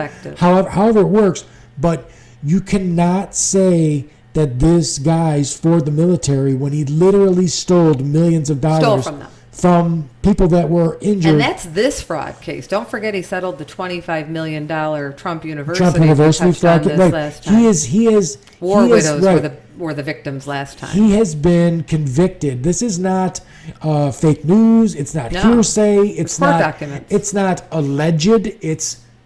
he's convicted. So like, There's when the legal news, writs that right, you couldn't but find. when there's a guy in the news and they suspect that he killed his wife, he allegedly killed his wife. Once they convict him and they talk about him again, he killed his wife. There's no allegedly anymore. Well, that's where we're at with this, because Right. part of the settlement was that they had to admit they mishandled the funds. Sure. Now, we are Sure. so mired in impeachment news and what you were saying about investigate. There's so much to But keep yeah, track back of. to that. So okay, during the Woodward and Bernstein is who broke the Watergate situation, and in the very beginning, people were like, "That's not going to be a story." The movie The Post, they were like, Oh, I love that "Should we run this stuff?" And they weren't even going to run it to begin with or anything like that. But so anyways, we had back then investigative reporters. They're all gone now. Facts went away, and Well, the the very next investigative thing that reporters Tahuti said, followed right. them on the way out. The very next thing that TV said that they got rid of on the payroll because they couldn't afford them anymore was all the fact checkers. So now when you're a journalist, you're not submitting your story into the fact checkers to make sure that everything's all right. It's judged on a click basis, whether it's going to get clicks or not, Right. and that's it. Now that's a terrible, terrible thing as far as our government goes, and as far as because a free press is essential to literally a free press is in our Constitution. Yes, it is. And that's people that were like way back when a guy was, running around on a pony to deliver the mail to whatever was going, to get you the news as far as that goes. But they knew the essential need for a free press. A check on power. Right. And it's all gone to private. Now, not to sound like the socialist that I'm always, told I am, but there are certain things that we should have that should not be on a profit motive. The news should be one of them. We have the technology to put non-profit news in everybody's home. Now, how to get them to watch it? Well, first, access journalism is going to be written. As I said, I've had my silver lining moment of realizing we're learning what we did because people showed up and they voted. And yes, we are hearing an election and there is an impeachment. The silver lining with that is side topicking to what you were saying, and I'm kind of pontificating again. So go ahead, Bill. No. I was going to pontificate for 5 minutes and I caught myself. No, you by all means, that's what we're here for. So I don't. You're saying how to get the journalists into the home and how to get them to see it, right? When facts are gone. But no one's tuning into the news anymore to hear the facts. They're tuning in to hear what they think repeaed back to them. Because facts were removed from the dialogue. We touched on this last Right. time, and that's where I was But fearing I was going to start pontificating on it. I think there's almost a they got to get that main line, like a guy who, if you take a guy who's a super Fox News watcher and he goes on a 10-day vacation somewhere where there's no TV and he can't watch his Fox News, I guarantee you the first thing that guy does when he gets home is he looks for the most. He's probably listening to like Mark Levin or something like that on his radio on the way home. So I think there's actually an addiction, a little need for that. You got to give me that main line. And it's prevalent on both sides, Right. which would actually validate your initial point that I disagreed with, where I would back you up on part of it is both sides of the aisle just want to be validated. They want to be reassured that their myopic view is correct. I don't either. I like being challenged. I've been proven wrong many times. Right. I'd like to be wrong, and I'd also like to. All I want to know is, so I become more of a left winger on social media because, sorry to say, there's more bullshit on the right. So when I see that it's bullshit, and it's like some of it's just a 30-second Google search can find you the answer to what you're talking about. And you won't do it. When you're I use the wrong words. I don't want to say conservative because these people are not conservatives. That's what Trump has been so beautiful about. He's exposed all of the bullshit. Christians aren't Christians. So that's all bullshit. You got to be kidding me. If you've got 98% of the white evangelical vote, sorry, you white evangelicals, you're not Christians, because this guy raw dogs porn stars, cheats on wives who just had babies. He cheats on every single wife he's ever had. He's cheated tons of families out of a living as far as like not paying them. He's been he's the most despicable human being that's ever held the presidency. Well, Bill, and I'm not saying this because I don't like him. Pull up court cases. This guy, everything that you have to say about Donald Trump is generally wrong. I love the one where he's never been called a racist before. Bullshit. His father was convicted of only renting apartments to white people. Well, we can't forget, though, in fairness, that he did serve honorably in the Battle of Studio 54. Yes, right. Where he avoided STDs like a true Vietnam vet that he is. Right. And he actually had the lack of integrity to go on television and conflate what foot kept him out of that war. But we can laugh at how ridiculous the hypocrisy is and know that, because I know people that, while I am a secular person, I know people that are devout and they adhere to their Christian faith, and they are probably the most beautiful embodiment of it.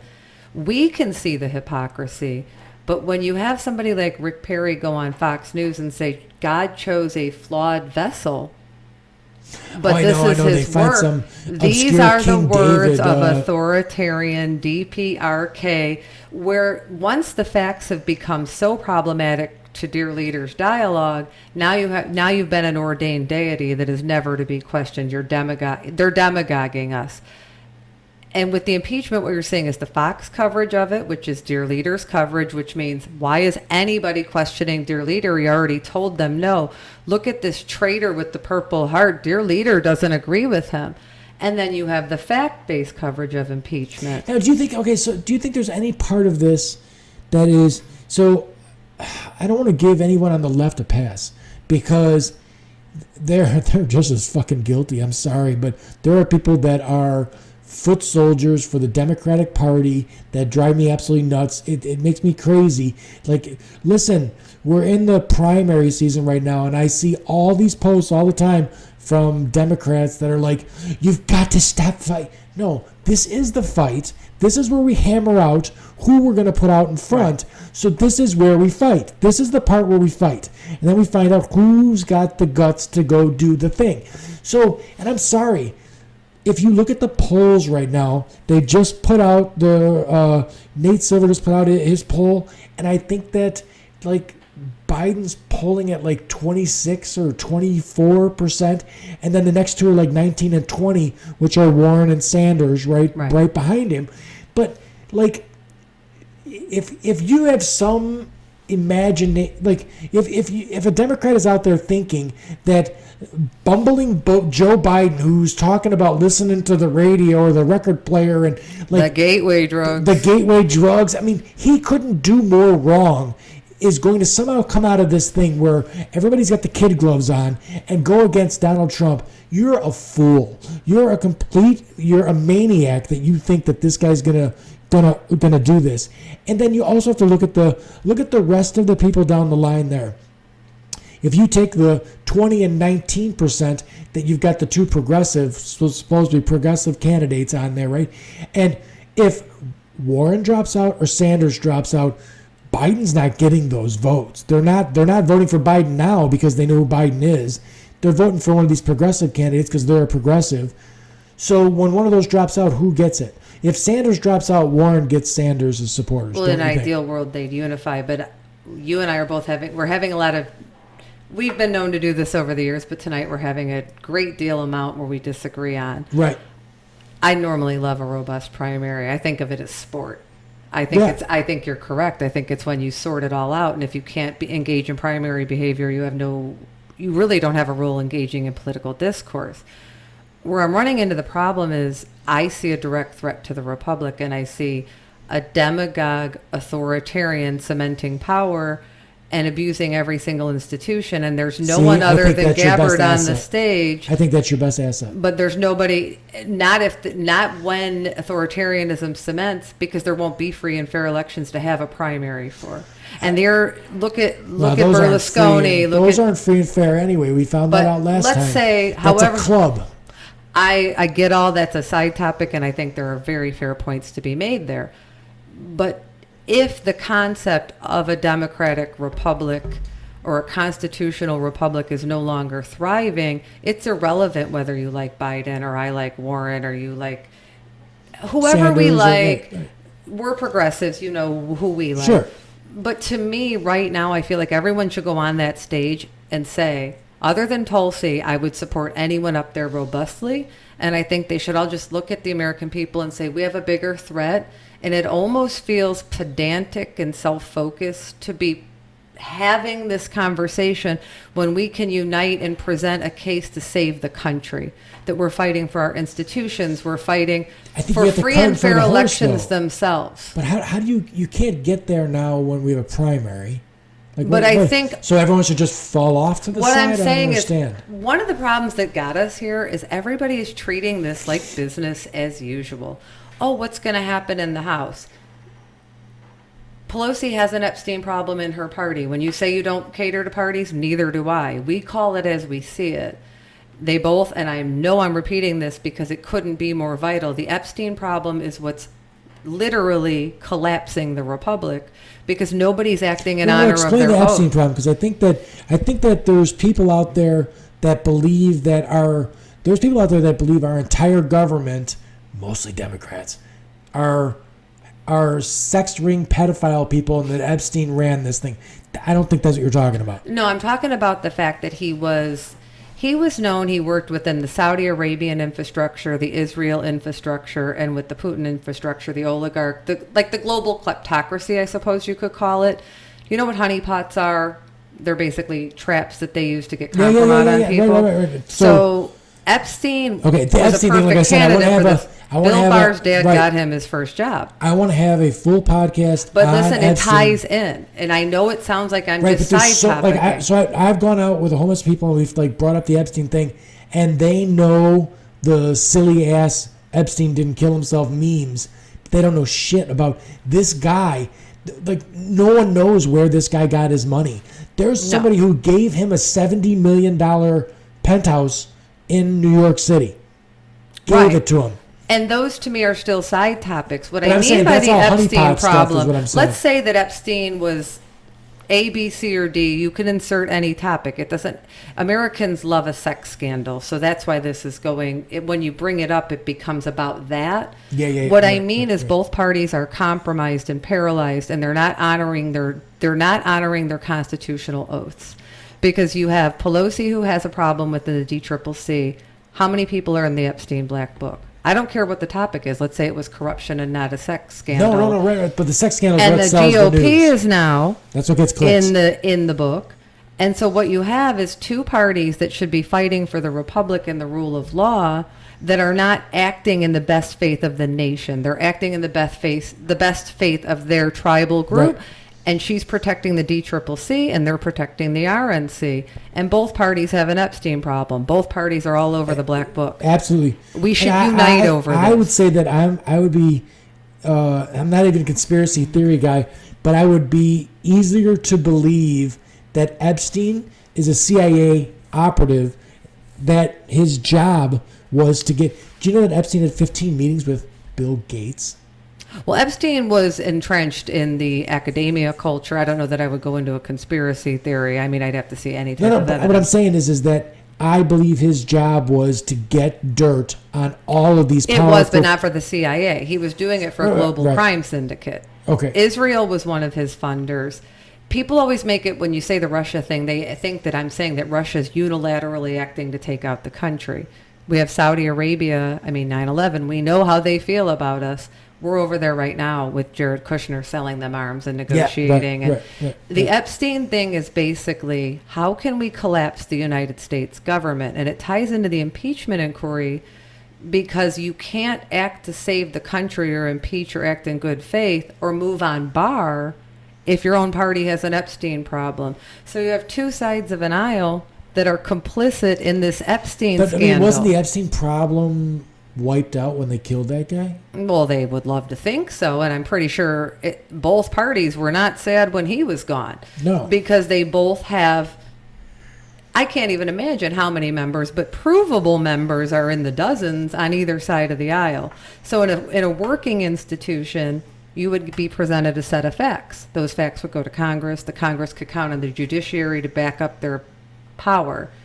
we're not seeing anything happening or the institutions functioning because every single person there is mired in compromise. Right. You're hurting the popularity of this story, though, because the popularity of this story stems from both sides believe that only the other side has an Epstein problem. That's what I'm saying, right. and that's what the beauty of it is. The general public, like I have some real moron friends on Facebook who just keep posting that like Hillary Clinton killed Epstein. Listen, Epstein had dirt on far more powerful people, far more dangerous people than the Clintons ever were. Now I know Hillary's killed 75 people that suicided themselves. It's a funny joke. I like to laugh at it. But she's a grandma in a pantsuit. She's probably like got some dirt on her somewhere, but she did not Well, her kill. husband has dirt on him in the Epstein scandal, but she's certainly not involved. I don't know how any of that would work, but you look in England where you have that prince has an Epstein problem. Every country has an Epstein problem, and Americans Right, he just like making it about America. That prince like just kind of like backed away from. Well, he's like, yeah, he made a huge fool out of himself, yes, and I mean it's pretty yes, obvious. yes, The Epstein But problem the Epstein isn't an thing, American I'm glad problem. you paid attention to this because it's so much. When I started to actually, by all means, look into it because it's so much fun. I'm finding it less fun, but I get it. Whenever I find something that's interesting and like, oh my God, really, to me that's fun. It's like uncovering truth. Discovery. You know what I mean? So right. So that's what I'm saying. It's fun. It's awful. It's very disturbing as far as like, holy shit, they fucking killed this guy. Like, this is a guy who supposedly tried to kill himself the first time. Then they turned the cameras off so he could get it done the second. They weren't security guards. These were people. One of them was a librarian in the prison. And the problem with the GOP talking point on Epstein, and again, I think both parties are complicit on Epstein. It's freezing our republic. It's the reason I don't know if we're going to be okay because they're all mired in the scandal of not wanting to take out their own party to survive the next chapter.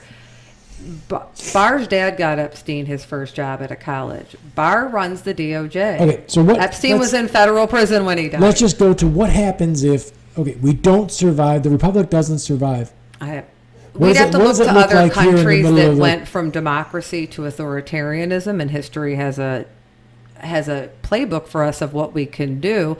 I don't want to think what if. I want it to survive. Right, but I mean, what are you saying that the end result is? Authoritarianism. And then what? I mean, what do our lives look like? Well, look at any fascist country. There's your media consumption, so the ability to vote. You could, but I mean, obviously, it's fixed. Putin just has the bags of the votes, and I mean, they just do it right on TV. So state-run television, it gets like 90% and stuff like that. State-run television, right? Our ability to be on the internet will be limited. You're seeing limitations on free speech. Some podcast, I can't come up with his name, which would have been nice had I put some research into this. Just mentioned that he was uncomfortable with the scandal, and his entire show was shut down. So you're seeing these journalists are getting stopped at the border and having their phones searched. I wish you would have known these. I would look into that one. Look into it, and I'm happy The podcast thing, the reason I like it is it's the Wild fucking West. I mean, until I can say whatever the hell I want to say. Until when fascism sets in, the freedoms of speech, the Fourth Estate, the things that are the fundamentals of a thriving democracy are removed. Sure. And when you're seeing... He runs a podcast and he's on a news show. When you're seeing people that are dissenting shut down and you're seeing journalists being stopped, you're seeing a cementing into authoritarianism. The impeachment, the hearing we watched, was watching Chapter 8 of fascism installation. So you have a complicit We're coming from the left.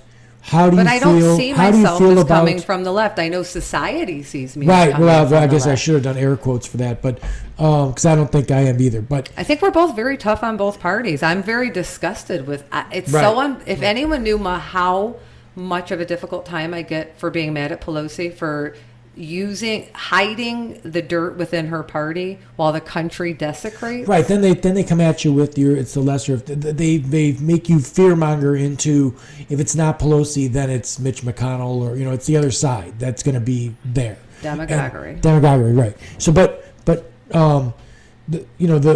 my situation is we're coming from that way. How do you feel about people like Ben Shapiro and I don't think that those. I think it's counterproductive even for a bunch of empaths to want to shut down the speech of even the most, tyrannical shitheads that are out there. The Alex Joneses of the world and stuff like that. Thank you for bringing this up. I think they're entitled to say whatever they want. I loathe Ben Shapiro, and I hate that he's taken seriously, but we have a problem where people don't understand news. That segues into, if anyone told me Sacha Cohen Baron, Ali G, which I used to love that show, he's fucking would brilliant, have given the best speech I have ever but seen in my lifetime. So smart. He brought up, it's not that you can't have the ability to have free speech as an alt-right person. It's that you have to understand the platform. So when Zucker is using his platform to disseminate anti-Semitism and blatant lies, the best line he said was, Zucker would have taken a paid ad from Hitler. And that's proven true. Oh, yeah, no, that's absolutely true. If it's paid, they are now asserting. So it's one thing to have free speech. It's another thing to say, I can control all of social media and all the information. That's not free speech, that's private corporation. If you have a cable network, you're monitored. So they're conflating the ability to have free speech with the ability to disseminate it the way you see fit. That nobody should be as powerful as Zuckerberg is. Oh, no, right now, and like Warren would like to break them up and stuff like that, which I don't understand. That network is a weird thing. It's a web of all kinds of people that are like connecting that imperialist, web. Right. Well, so, but in that situation, I believe that someone like Zuckerberg has a distinct responsibility to make sure that facts are what's put out there, and if it's not factual, remove it. Now, for a little tiny bit, Facebook was doing a thing, and I think it's going away, where you would see some outlandish story put up by patriotfire.com, and it's some jackass right-wing website talking about Hillary Clinton's Pizzagate, and then right below it on the news feed there'd be 2 fact checks saying this story is bogus. Zuck's basic premise right now is that he doesn't have to do that. You're seeing somebody that has a platform that is so far-reaching that is actually desecrating democracy, arguing that it's in the essence of free speech. He's decided that political ads do not have to be factual. Well, he's decided that, but did you see that I get a that lot of people attempting working under to him, placate people. Right, but a lot of people working under him signed a big thing saying, we think you've taken the wrong position on this. That's just the beginning of the movement. I think people are just now starting with the Cambridge Analytica and the Roger Stone trial and the Guccifer 2.0 to understand the danger of the platform. Yes, we want to see cute baby photos, and we want somebody we went to high school with to know that our son's on the honor roll. Yeah. And those are great things, and in reality, I miss them, but not to the point where my country is worth saying this billionaire is able to have the power to determine who wins elections. He met with Trump right after his trial that just came out. So he should not, as an unchecked source of one of the most widely disseminated, I would say, propaganda platforms in history, have no regulations. Now, what do you say about so a lot of right-wing and alt-right and all that, they claim all of those platforms are somehow slanted against them. And I have... And the irony is that's actually who's funding the propaganda network of Facebook. Well, I think that's part of the, cult mannerism where it's I have the truth, and then the powers that be won't let you see the truth, sort of a thing. So they have to always act like they're the oppressed. And I used to entertain that. And like I said, I grew up with people, and you did too, that are, I would call them old school conservatives. And lovely people I would have dinner with and debate them any day. What I won't do is cater to somebody that's telling me that Ben Shapiro, my God, what a loathsome human being, that he should somehow be equivalent to the Rachel Maddows of the world, or I have to placate them and explain why their propaganda. They believe even further than that. They believe that because Rachel Maddow is the mainstream media, and then they have to go on a website to find Ben Shapiro, that because they had to dig a little bit to find it, he's the true dirt. And you know where we run into that? It goes into why Hannity is an opinion show and why the fairness doctrine needs to come back for Fox News. The reason you have to go online to find somebody like that is the FEC and the fairness doctrine and journalistic integrity standards require that there be fact-checking and basis. So when you find these fringe outlets, it's because they need to disseminate their free speech, of which they are entitled. Another unpopular opinion. I believe everyone is entitled to that free speech. Yeah. Well, I think that if you give someone enough rope to hang themselves with, as far as like give them all the I think the general public would sit down and listen to, if they were supposed to, had to listen to a Ben Shapiro speech. I think the general public would walk away thinking, oh wait, I'm supposed to hate homosexuals, I'm supposed to hate millennials, I'm supposed to hate, there's all kinds of, if you listen to Ben Shapiro, he has a lot of things that is like, who you're supposed to dislike, sort of it's a situation. It's a hate platform for Jesus. Right, for Jesus. Right. Well, I'm kidding. He's Jewish, isn't he? I'm being facetious. Right. But, so, I don't, it's like, to me, the old one of that was those bullshit Atlas Shrugged books. Ayn Randian. The Ayn Randian bullshit, where it's like, listen, you're telling me that if we tax these wealthy people too much, they will... Because the Atlas Shrugged thing is some fucking cockamamie theory that some guy, that this system is working out so wonderfully that he's got millions and millions of dollars every year he's earning, will just someday set the earth down because he's being taxed too much.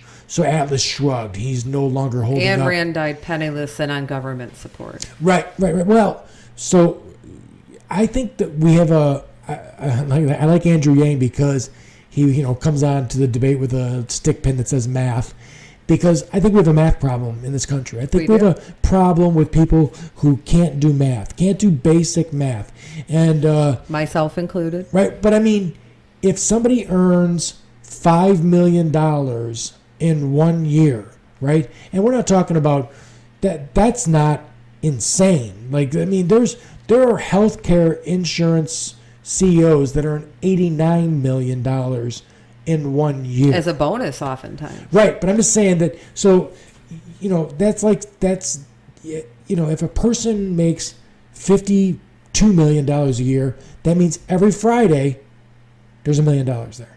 Right, but the wealth disparity thing is another separate conversation. Do you know how Fast Friday gets here when you're a millionaire? Right. Well, and you don't even think about it because you live in such a different world, and I think that the average American can't even relate to that world. Right, so you just take it down to $5 million a year, and that means that there's not $1 million every Friday. There's there's a tenth of, there's $100,000 every Friday. And fair warning, Bill, when you say the world is bad at math or our nation is bad at math, I don't know if you watch the show Scrubs, but they have a thing where if you want women, it's a very misogynist joke, but I think it's funny. If you want to distract women or the men while they're talking, say shoe shopping, if you want me to zone out, start throwing numbers out there. This is where I'm the textbook fake blonde. As soon as you throw math at me, I could go all day long about the government, but the minute you throw numbers out there, I'm going, wait a minute, math, $5, $10. My short point is that most of my friends don't make $100,000 in a year. Like if I averaged all my friends out, I know I've got some that do, but if I averaged everybody out, I guarantee you it does not average $100,000 in a full 365-day year. And a guy that makes $5 million a year in 7 days makes $100,000. Right. So, if you're feeling sorry at any point for a person who's making just $5 million a year, you need to reevaluate your priorities, because, you're feeling sorry for someone who makes more than my average friend does in 7 days in a full year. That was the genius of the oligarchy and the kleptocracy, and Fox News was their vessel. They're picking on the millionaires. It was a brilliant Did you see who was the billionaire who got on? He was on 60 Minutes or 2020, and he's started to cry because no, but I'm playing the violin while Elizabeth Warren was, and he's a billionaire, and she's like, oh, you seem upset, and he's like, well, I care, and I'm like, oh my God, listen, okay, we just talked about a guy making $5 million a year. Now, please understand that $1 billion, and I'm not talking to you, I'm talking to whoever's in the audience, $1 billion is 1,000 million dollars. Is that a bazillion? Right. But if you make $1 billion in 1 year, just $1 billion, and Jeff Bezos made $11.2 billion last year. The yacht class. Right. But if you make $1 billion in 1 year, you have money you have displayed a level of greed that is beyond what, like, and on our backs. Like, it's not just that you have it, but it's wealth that you've obtained on the backs of the rest of us, because your workers are using the healthcare system, and they're using SNAP cards, and they're being underpaid, and that's a whole other conversation. That's a whole other thing. Your employees all learn how to read, write, and do math. It's all tied into from public schools that we pay for, and that Jeff Bezos paid nothing for. Nothing. Could not agree more. The billionaire class is how we got here. Saying that a billionaire, I was my like hair starts on fire when I get someone that says, I don't understand why you think a billionaire should pay more taxes than you. They're just a person like you. They're not just a person like me. They're a completely different thing. That Mark Cuban was on that Explained on Netflix, and he's like, you know what the worst thing about being a billionaire is? There's absolutely nothing. Absolutely nothing. If I want anything I want, I can have it tomorrow. Anything that I want, I can have in a minute. Everything is wonderful as a billionaire. There's nothing that's bad about it. And when I say that I don't think we should live in a society that there are billionaires. I don't. I agree with that. I think that they should not exist. And I'm not saying because I believe in the opposite of Atlas Shrugged. I believe that the harder you make it on someone who's trying to be a billionaire, the harder they'll try to be a billionaire. Like they'll just. We're not making it hard on them. We're handing them. Oh no, we're making it insanely easy for them. We're paying more as the middle class right now. Have you got Netflix? Yeah. Okay, so did you ever watch Explained? Mm-mm. Okay, check that out. There's an episode that's explaining billionaires, and that's the one where Cuban's like absolutely nothing. And they have financial analysts on there, and they're like, listen, it is very difficult to turn $100 into $110. It is inevitable, not even easy. It's inevitable to turn $100 million. Yep, $100 million into $110 million. Especially when you have a Twitter account that can dictate the market, but that's a right. That's a separate topic. But you can Trump, do that, right? And he manipulates. That should be illegal. Elizabeth Warren thing, and again, I'm not doing the primary thing, but I think if I were to choose, the fact that every billionaire wants to take her out. And that the DNC is getting checks for $1 million with an addendum that says, unless Elizabeth Warren wins. Meaning you can have my money if you'll give me a candidate that will tax me less than the middle class. Yeah. I know how we can fix it. We could go back to the Reagan tax base. Because as Reagan Republicans, they're all going to embrace that tax bracket, right, Bill? No. They would consider that ultra-liberal sociopathy. Well, but you got to put that into the frame of that Reagan was working towards where we're at now.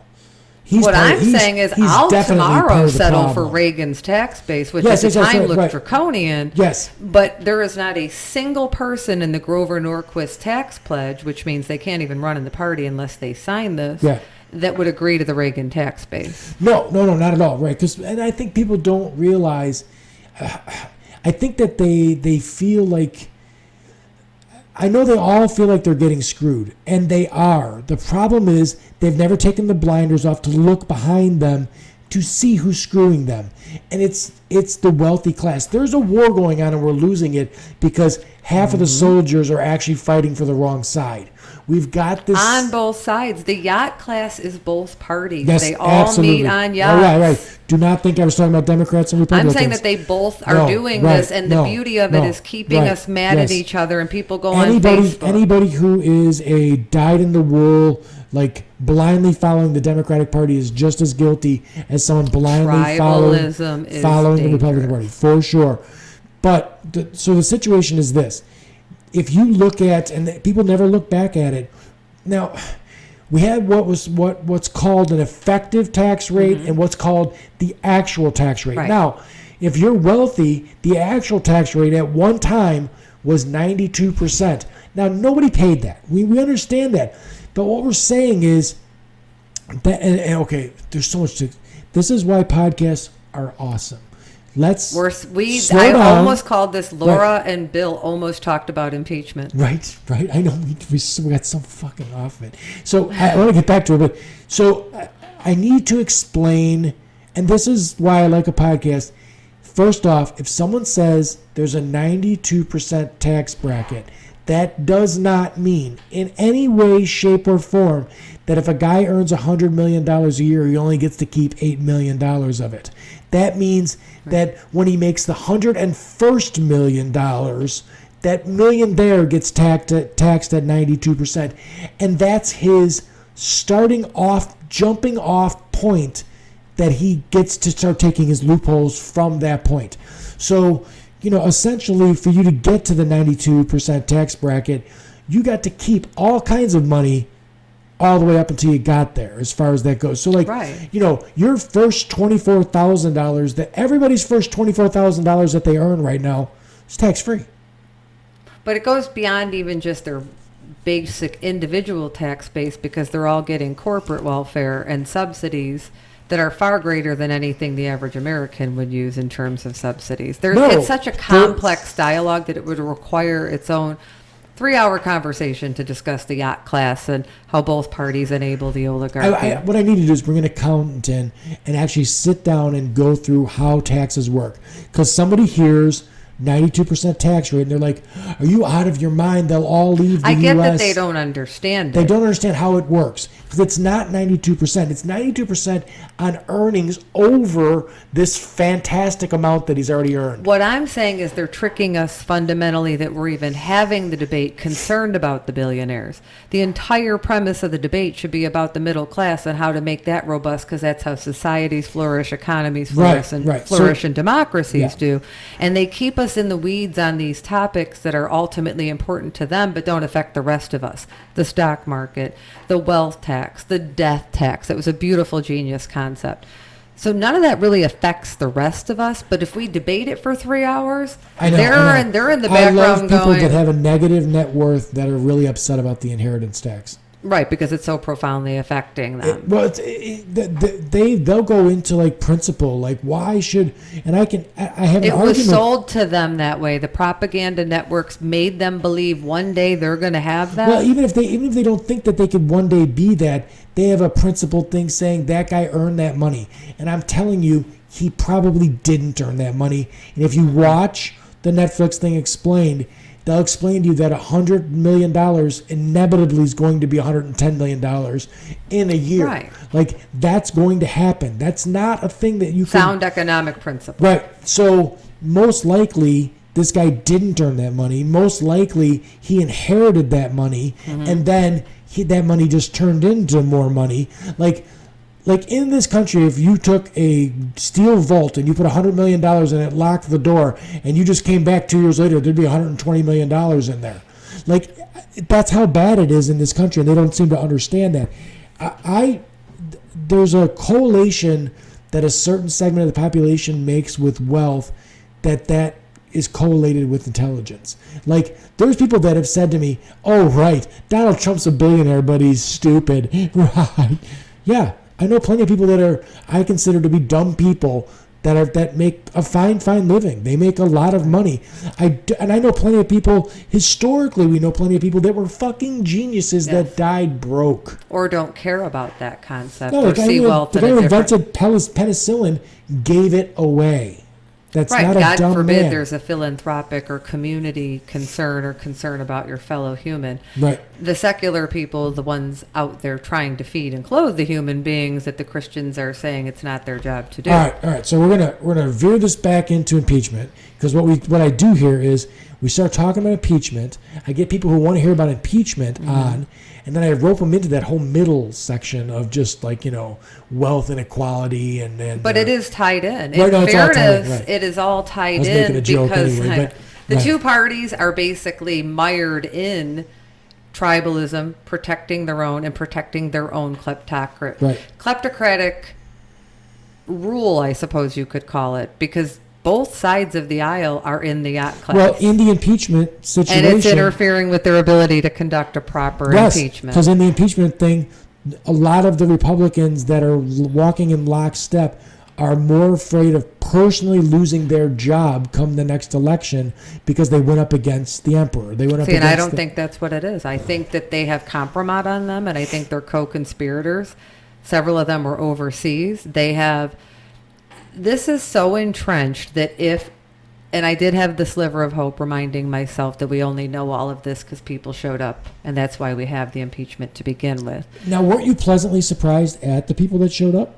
Yes. And I think people... I was like, oh my God, I can't believe he's going to testify. Well, I think what happened there is they were so shocked. Well, first of all, they were under subpoena. The average American diplomatic patriot civil servant respects a subpoena the way the White House should have known they should. Right. So they're all there as government servants. And the saddest part of it is they became pilloried and they became the foil. So Vindman's the foil because they don't have a fact witness. Oh my God. And the Vindman thing. So the Vindman thing, if you watch that, like he geniusly went right around the like 8 foot tall guy. Who was the 8 foot, like the one guy that testified with the glasses and the trench coat. He's like 8 feet tall. You'd have to, I don't haven't he testified looked at the next list to recently. oh God, what was I think I know who you're talking about. I wrote down their names, but so he testified. He pretty much okay. So Vindman went around the very next guy that was in charge. No, it wasn't Volker. No. But the very next guy that was in charge right above Vindman that he was supposed to go to, Vindman went to the lawyers and said here, because the guy in the trench coat would have killed it. He would have got it and just Eisman? I'm not sure. He's dark-haired. That's White House Legal Counsel, OLC, I think, in terms of for the NSC. Okay, so but he's got, I would say, looks like Stephen Colbert. I know exactly who you're talking about, right. But I think there's so many players in it, it's hard to... But, so there was a big thing about why did Vindman go around it, and then the very next day, that guy was in there, and you're like, oh, that's why he went around it, because this is a guy that was like flat out... So the job of somebody who's testifying in these inquiries is to present the facts. Fact witness. Right, your fact witness, what happened today. When a cop pulls you over, or when you get in an accident and someone dies, the cop doesn't go, you're guilty of manslaughter, or you're guilty of murder in the second degree. That's not what they say. They give you a ticket for failing to avoid an accident, and then the court decides what you're guilty of, that sort of a situation.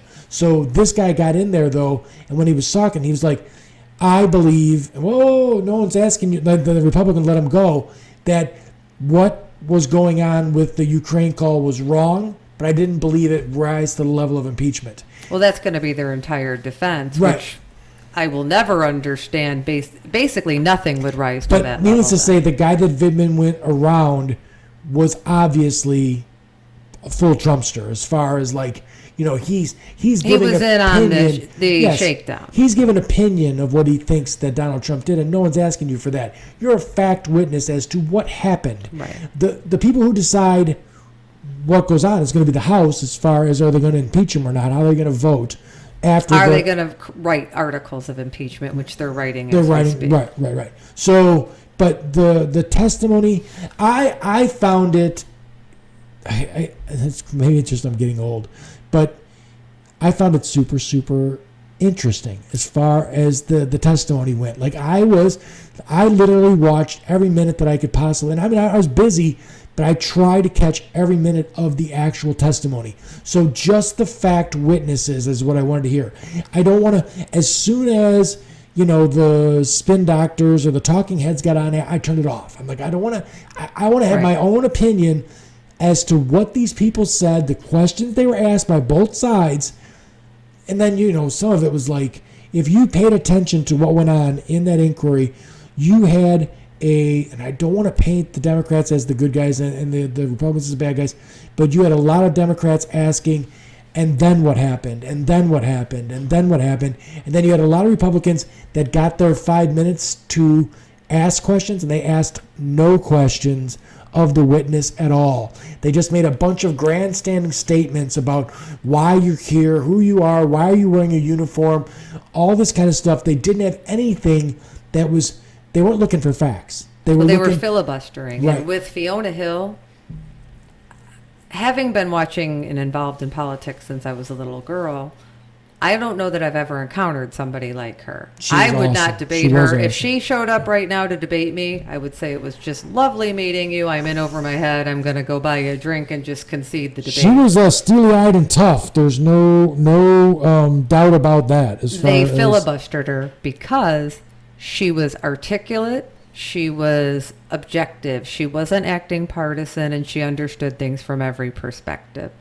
When you get back to fact witness, you said about the car accident analogy. George Kent, I think, is who we were looking Kent, for. okay, he was it. Yeah.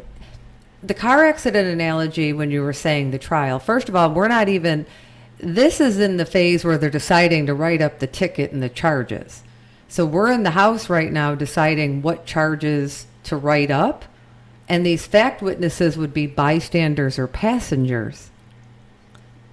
So they're not even the person being charged, but because we have a complicit GOP caucus going on, they were treating them as if they were criminally charged and they were hostile witnesses to the state instead of in a serious fact-gathering forum about a sitting president abusing his power and shaking down a foreign government, which our founders could not have been clearer about. No. Founders, right. and Well, they're conflating it with domestic operations. Right. So to explain to someone who's listening, who's maybe not like that into politics or whatever like that, but the reason that it's so dangerous that Donald Trump is using the power of the presidency to try and win an election is you want a fair election, right? I mean, I think everybody generally wants a fair, well, I know some people on both sides that would love to have it rigged in their favor, but like I think the general population would vote to say we'd like a fair election. We'd like one that was fair.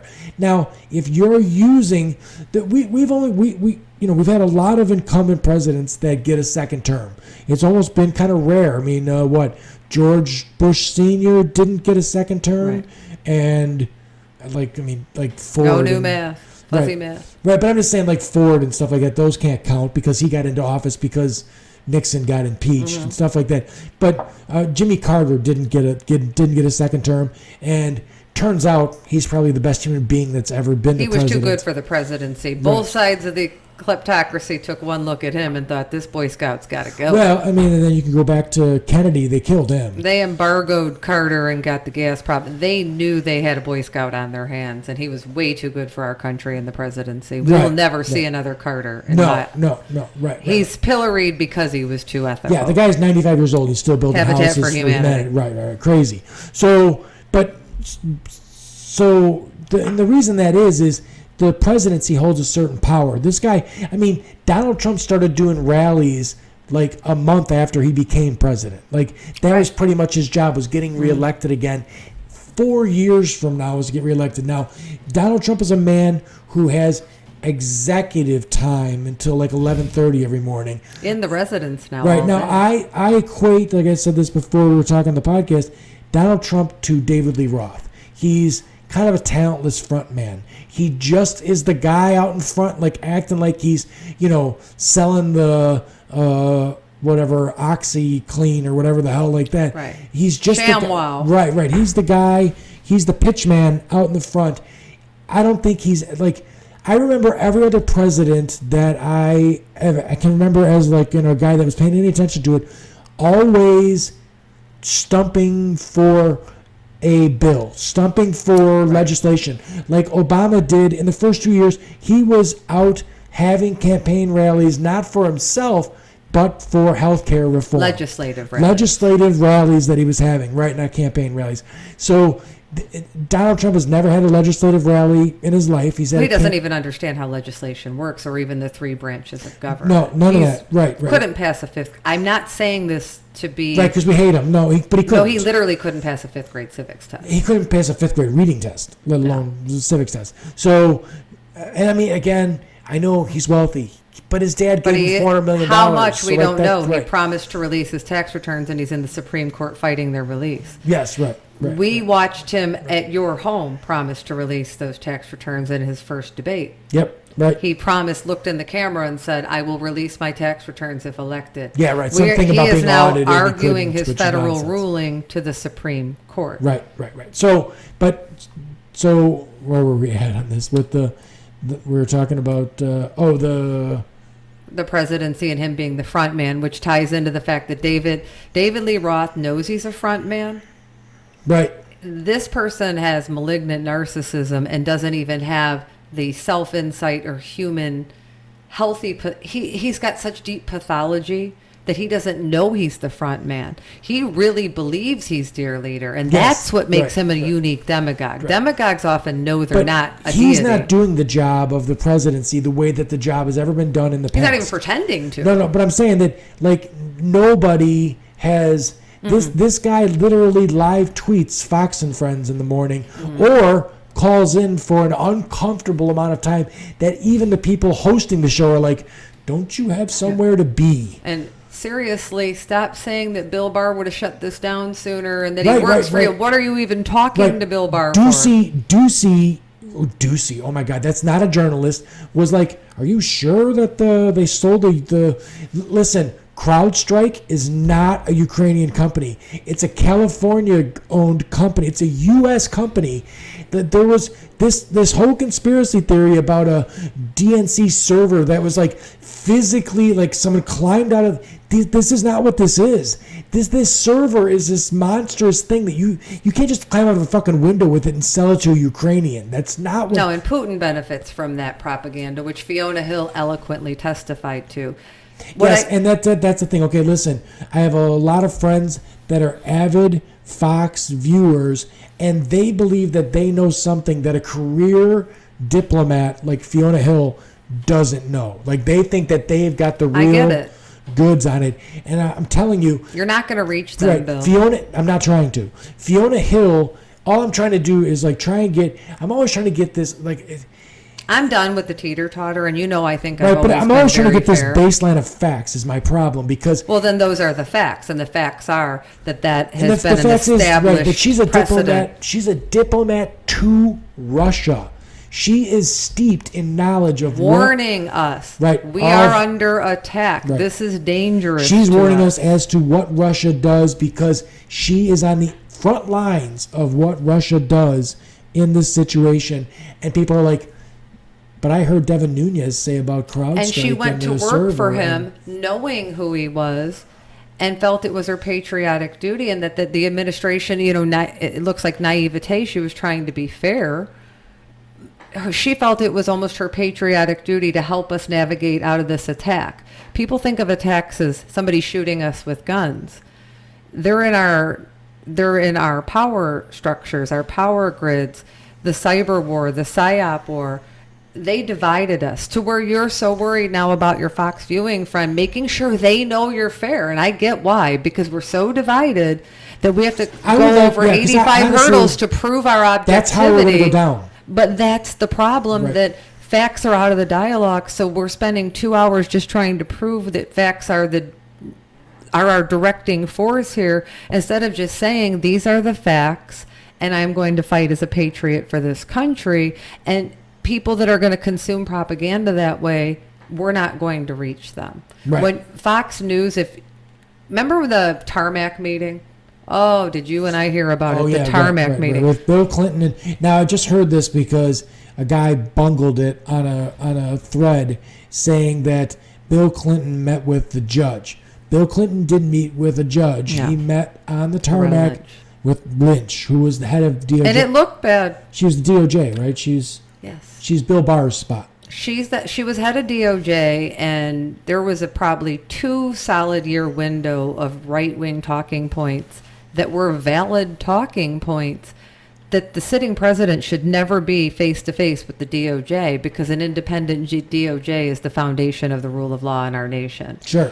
We've now gone from the people that were furious about the tarmac meeting, happy to have him saying, I called Bill Barr and told him this. And if you look at his perfect phone call that was brought up in the hearing, he's saying, talk to the attorney general. He's telling another country in the middle of a shakedown scheme, my attorney general's got my back. You don't have an attorney general. He does. That's his consigliere. That's his personal lawyer. Donald Trump does not have an attorney general. No. That's not, the American people are supposed to have an attorney general. In an ideal world. Right. So you were upset that that Bill Clinton jumped onto a plane with Loretta Lynch for like an hour chit chat that they were having, right? You're upset about that, but you're perfectly fine with the exact same two positions having all kinds of collusion. There's all kinds of it.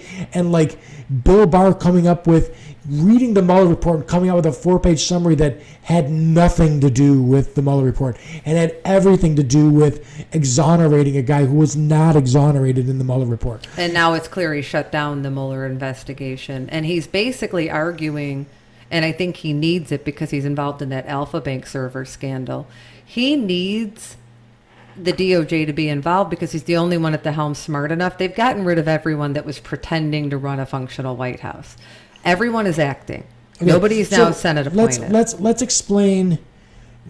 You just said like I'm worried about and I am worried about it because I'm a bigger picture guy, and I'm worried about it because I believe that the way that this country is taken down, it's not by poor people, it's not by invading brown people, it's not by Islamic terrorism. It's by the division that's between the two of us, the people that are here. And I have invited and I have a couple that are going to come on, which is good. I got like my buddy Andy, a couple of people. I want dialect with those people because this division, this is the most dangerous thing that's ever happened to us. And if the other side can't see that they're being puppeteered by Putin, then there's a problem. Because they are. This is the thing that Putin would like the most is to have us fall apart the same way that Russia fell apart. He said it, to sow discord, to divide Americans, right, and then conquer us as we're fighting among each other. Right. And that's exactly what's happening. And the danger of tribalism is the myopia that happens. So where the people that were mad about the tarmac meeting absolutely justify it when he's calling his own DOJ and inserting him into foreign policy and NSC policy and having him shut down investigations and appointing his son-in-law to the White House legal counsel, his daughter to the IRS. See, now that's why Facebook's a terrible place because what we just explained, it's pretty simple. Mm-hmm. It's pretty simple. If you were upset, and me as not a Democrat, as a person who's just a progressive, I'm only interested in the progression of this country. I'm only interested in this place moving forward. I'm passionate, and I believe you're passionate about this issue and wealth inequality and the destruction of the middle class because I believe in the big picture, it destroys the country. Yes. Without a middle class in this country, all you're going to have is a bunch of billionaires who get on planes and walk the fuck away from this country because they can afford to insulate themselves from this situation. The ruling class. We're pretty close to the ruling class. The reason that I'm so skeptical is nonpartisan. In a functioning impeachment, the first person to be impeached would have been Bill Barr. The New York Bar Association said he has to recuse or resign. He refused recusal in Epstein. He's refused recusal in Ukraine despite being listed in the phone call and in the documents. That's an immediate recusal, the Bar Association. So the systems and the institutions that everyone's thinking, we're going to make it out of this because of the institutions. If they were working, Pelosi would have impeached him. Why she can't is her entire party is mired in the same scandal. Sure. So to go down the Barr path, he's got more dirt on her and her tribe than she's willing to do, which means she's not putting the country and first if she won't act on Barr. No one's going to fall on their sword as far as this goes because Pelosi should Both parties would collapse and have to admit we all were had. The way we admitted we've shared media or we fell for certain candidates, both parties would have to say members of our caucus were in the black book, and it's literally impeding our ability to honor our oath to the Constitution. If she was adhering to it, Barr would have gone first. If you remove Barr, all of this conversation is over because a functioning DOJ would have removed him or moved on him or certainly not protected him. He's out gallivanting around the globe writing a contradictory report, the one that you're hearing about Ukraine. Right. So with the crowd strike, that's Barr. Barr's there's selling part of the that. hypocrisy of like the people who are, backing Trump completely is all of a sudden they're so worried about taxpayer dollars, where they're not worried about the fact that Rudy, his private lawyer, is on taxpayer dollars, is running around the world trying to find dirt on his political opponents. Why in the world? If you're like this segment of the conversation started with, everybody wants fair elections, and you can have a fair election if the president is using the power of his office to change that election. He's cheating in the second. He's been caught cheating in an election twice. Right. So, and for anyone who just heard the statement you made and their head wants to explode, you need to look into what went on in the Roger Stone. All of this stuff, there's a direct. The Mueller report has many connections. How many times did they say that the Trump campaign had direct connections with Russian operatives? There's that woman that was like in the NRA that's already guilty of, she's a Russian spy. And Maria Butina, who got her hero's welcome when she went home. Right. For desecrating us while we sit here and divide, yes. Sure, right. So, I mean, there are, whether you like it or not, whether he's your biggest superhero that you've ever had, I'm sorry, but there's all kinds of connections. There's all kinds of collusion between this. The Roger Stone case blew it wide open. He fell on the sword. Roger Stone did what Michael Cohen did, which is go to prison to keep the overall bigger conspiracy. It's one thing to go to prison and people think he's at war with Trump, but the reality is he's got Russian oligarchs and Saudis and Israelis. These people were in way over their head. Manafort's been entrenched. He worked with Firtash. You're going to start seeing these names more. They're actually going to be produced in the articles. But it all goes back to Mogilevich. It's a very long, complex thing. No, Mogilevich. But if now that you bring up him, you know how people say just asking for dirt or asking for even the illusion of extortion? Does anyone want to go get Lago out of prison? Because I'm pretty sure he thinks it's illegal. Right. No, they're not holding him to the standard. There's a meme out there, right, with that whole thing in there. And I mean, you know, there's a bunch of like internet memes that make sense. There's the one where, like, you know, the inheritance tax, where, you know, people hear that if you have over $10 million that you're going to inherit, they want to tax those people. And then people that make $40,000 a year are screaming, ah! Like, you're never going to have $10 million to give to anybody. So what the fuck do you care whether a guy that's inheriting $10 million gets taxed after the $10 million? After the $10 million, he's going to get taxed. Right, but that's just intended to make people mad. I don't see the memes. I'm not on Facebook. I definitely am a wonky nerd, and I tend to read trial transcripts. I read the Roger Stone transcript proves that Mueller's case was clearly shut down. Cambridge Analytica, Guccifer 2.0 were in deep connection with the Trump campaign. Stone has to take the fall, because otherwise the whole game falls apart. The general public needs to start to understand that people who are extremely wealthy, we're talking about people that have hundreds of millions of dollars, if not billions of dollars, have absolutely no loyalty except for to that money. They don't care what country they're from. They don't care if you're a Saudi prince, like, it's just like Donald. If you watch Donald Trump's actions, he is so enamored with the Saudi princes. He loves monarchy. Oh, he loves the wealthy guys. He loves, I mean, and then the other thing is like, you know, who's not portrayed as a very wealthy person, but possibly could be one of the wealthiest people on the planet, is Putin. Well, when the last ruler of Ukraine, which so much is going on, escaped with the $40 billion, he went right to the arms of Putin, who's obviously at the center of all of this, and he's controlling all of it with sums of money we could never imagine. His empire was defeated, the Soviet Union fell, and he vowed to avenge it, but what he had was a ton of billions of dollars, and he bought our Congress on both sides of the aisle. DCCC has been taking some money from the Firtash group. I think that it's not tribal, but I think the bigger picture that impeachment is not being handled in the way that's the founders designed is tribal. So I think that what we saw were a bunch of fact witnesses that were patriots and heroes, and we saw propaganda, which everybody that has weighed in has said, why are they attacking military people? Why are they doing this? When propaganda and tribalism are that effective, you're no longer accountable.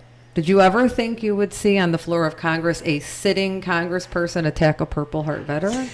I did not. I was floored by the way that, like I see the people on social media that were treating Vidman poorly, and it just makes me chuckle because like they're the same people that like, would require me every time I get in any sort of debate at all with someone that's been in the service to thank him for his service 7 times, even though like he's not even a combat vet. He's a guy that like spent his entire enlistment in Germany or China or not China, Japan or something like that. But I got to thank that guy 17 times for his service.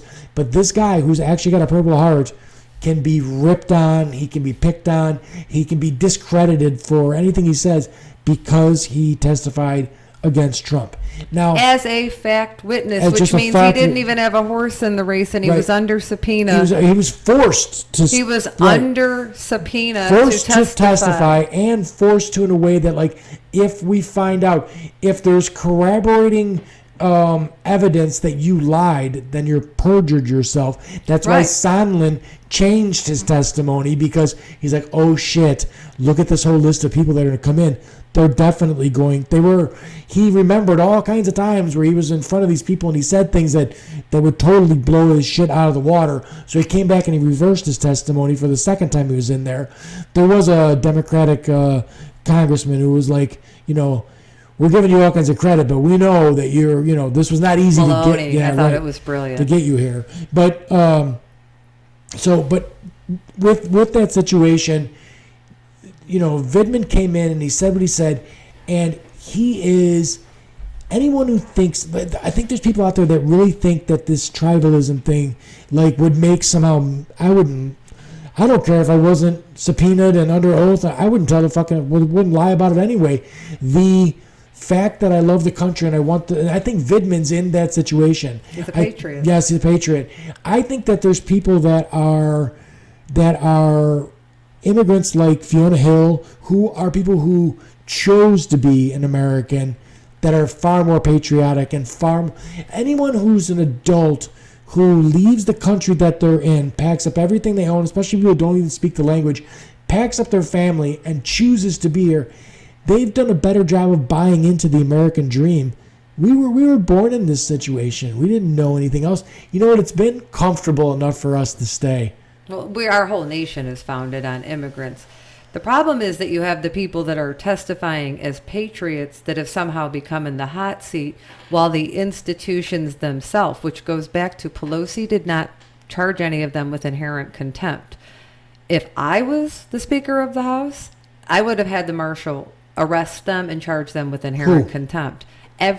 Pompeo, Mulvaney, every single person that... that's Sondland threw under the bus? No, every single person that is defying a congressional subpoena. Oh, that's not coming to the same people mad about the tarmac meeting are attacking Vindman, but they're not understanding on a macro scale the problem that this executive branch is stonewalling and obstructing a co-equal branch of government subpoenaing oversight. Yes, right. So if you were a person who was in any way, shape, or form open-minded, and you were put in a situation where a guy had to come in, he's under oath, he'll get thrown in jail for perjury, as far as if he comes in here and just lies, and you have a guy who is the Sondland thing for me held the most weight. Yeah. He's a definitely pro-Trump, super. I mean, they're friends. Whatever Donnie said, he went from best friend to coffee boy in 2 days. Getting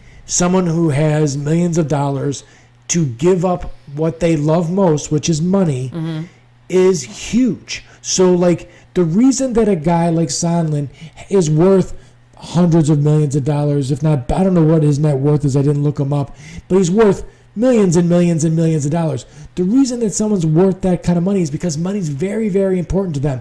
He gave $1 million of his own money. That's not a tax write-off. You don't get a write-off for giving something to a... No, but he got all of his residences done. I'm sure he did fine with his investment as far as the money went. Yes. But he still took money out of his pocket and gave it to an inauguration fund for the guy. He is as pro-Trump. Like, if someone at home who's a plumber or, whatever, and you're a pro, you got your MAGA hat and all that other nonsense on, you're not as pro-Trump as this guy is pro-Trump. Oh, he was a full sycophant. Full-blown, full Trumper. I mean, so much a Trumpster that like he joked about how they talk about 4-letter words and like Well, he loves went your from ass. best friend to never Trumper the minute he decided he didn't want to go to federal prison for him. Right, but this guy got on there and he actually held his hand out and he's like, well, there's Mulvaney and Pompeo and Perry, and he threw Pence, all of them under the bus. He threw every single one of them.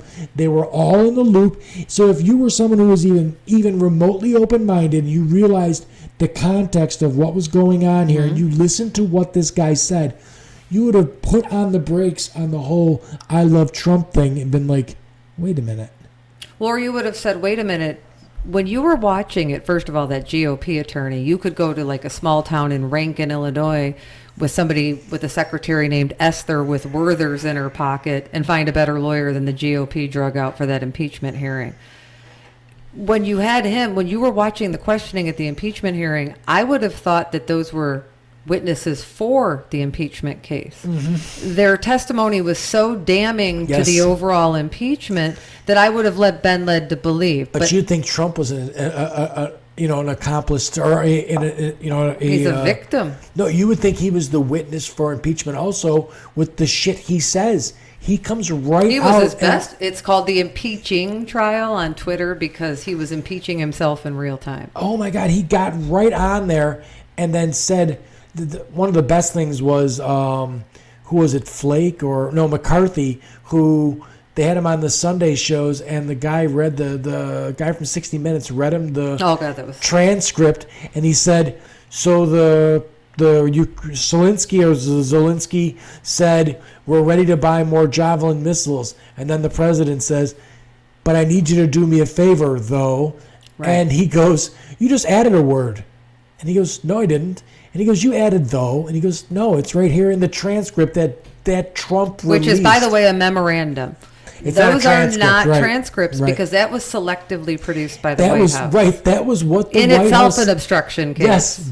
That was and cherry-picked gem that Donnie decided we could all see. Yes, that was what they decided to release. An important thing that I noticed was the GOP while they were questioning, they were outraged that Sondland's hotels were being protested. And look what this witness is being forced to endure while a sitting president was attacking Marie Vindman in real time and intimidating her from the highest office in the land. And the blatant hypocrisy to it showed me the tribalism was to a point where facts weren't sinking in. When Devin Nunes is a co-conspirator and he was allowed to be on Intel, I'm allowed to think the institutions are starting to fail. There are still people on social media that are screaming that Drunky McDrunkerton, who got us appointed to the Supreme Court's life was ruined because of this lying Ford lady who came out. Listen, but I don't spend a lot of time, Bill. Kavanaugh's life wasn't ruined. He's a Supreme Respectfully, Court. I don't spend a lot of time placating people that consume propaganda and live in false narratives. Those aren't going to be the people that save the country. The people that are going to save the country are the people that went and knocked doors, made phone calls. And when they say that we're trying to overturn an election, I cannot reiterate enough. We had an election in 2018. And the reason we're able to have an impeachment is the people spoke. Yeah, right. You're overturning our free and fair election by saying we don't have the right to ask our duly elected members of Congress to honor their oath. We had to pressure them to do so. Although I'm not a Democrat, I do not want to frighten Trump supporters, but I see these Trump supporters that are so insanely confident that Donald Trump wins the next election, and I don't understand where there's no national poll out there having him winning against a generic Democratic opponent. But they're cheating in the election, and they have the entire cybersecurity force, the Bannon chaos theory, we can't keep track of it all. The entire cybersecurity force quit last week. Okay. We have no cybersecurity force on a federal level because nobody's willing to work in an administration that won't fight Russia. Right. We're all cheating. The Russians haven't left the chat room that they came into. Chat room, they are solidifying the attacks. The hack that they put on the... you just sent me that Newsweek article this morning. The hacker admitted. The hacker admitted that on Putin's instructions, like he was a government operative to hack into the DNC server. Right. But, in that situation, they're so confident even seeing Kentucky elect a Democratic governor, then Louisiana elects a Democratic governor, Virginia, who was going blue anyway, the entire legislation of Virginia is Democratic now. So elections still matter, and the Republic is still worth fighting for. Yes, but I'm saying that the tide to me looks like it's turning. The numbers, you said you had numbers that were 70%. Well, that feel that he did something wrong. There's finally... That's the key, right. If we can't take somebody who is... The economy, nobody's feeling they have more money. There's a tariff war going on. He has no foreign policy experience. His family is sitting in the White House in a nepotism fashion. He was just charged and settled a fraud case. He has to run against a record this time, too. Let me just say that if anyone's out there listening, or if you're watching this on YouTube, and what we're trying to do is be the same in life, in our democracy. Me and Laura are trying to be fact witnesses to this situation. Correct. So honestly, if something that I'm saying you know to be factually wrong, please comment in the comments below. Right after you subscribe to my YouTube channel, comment in the comments below. And I promise you, I will engage with you. I will go there and I will try and find out what the facts are, because I have a desire to see the truth be there more than I have a desire for any. It's the only thing that can save the Republic.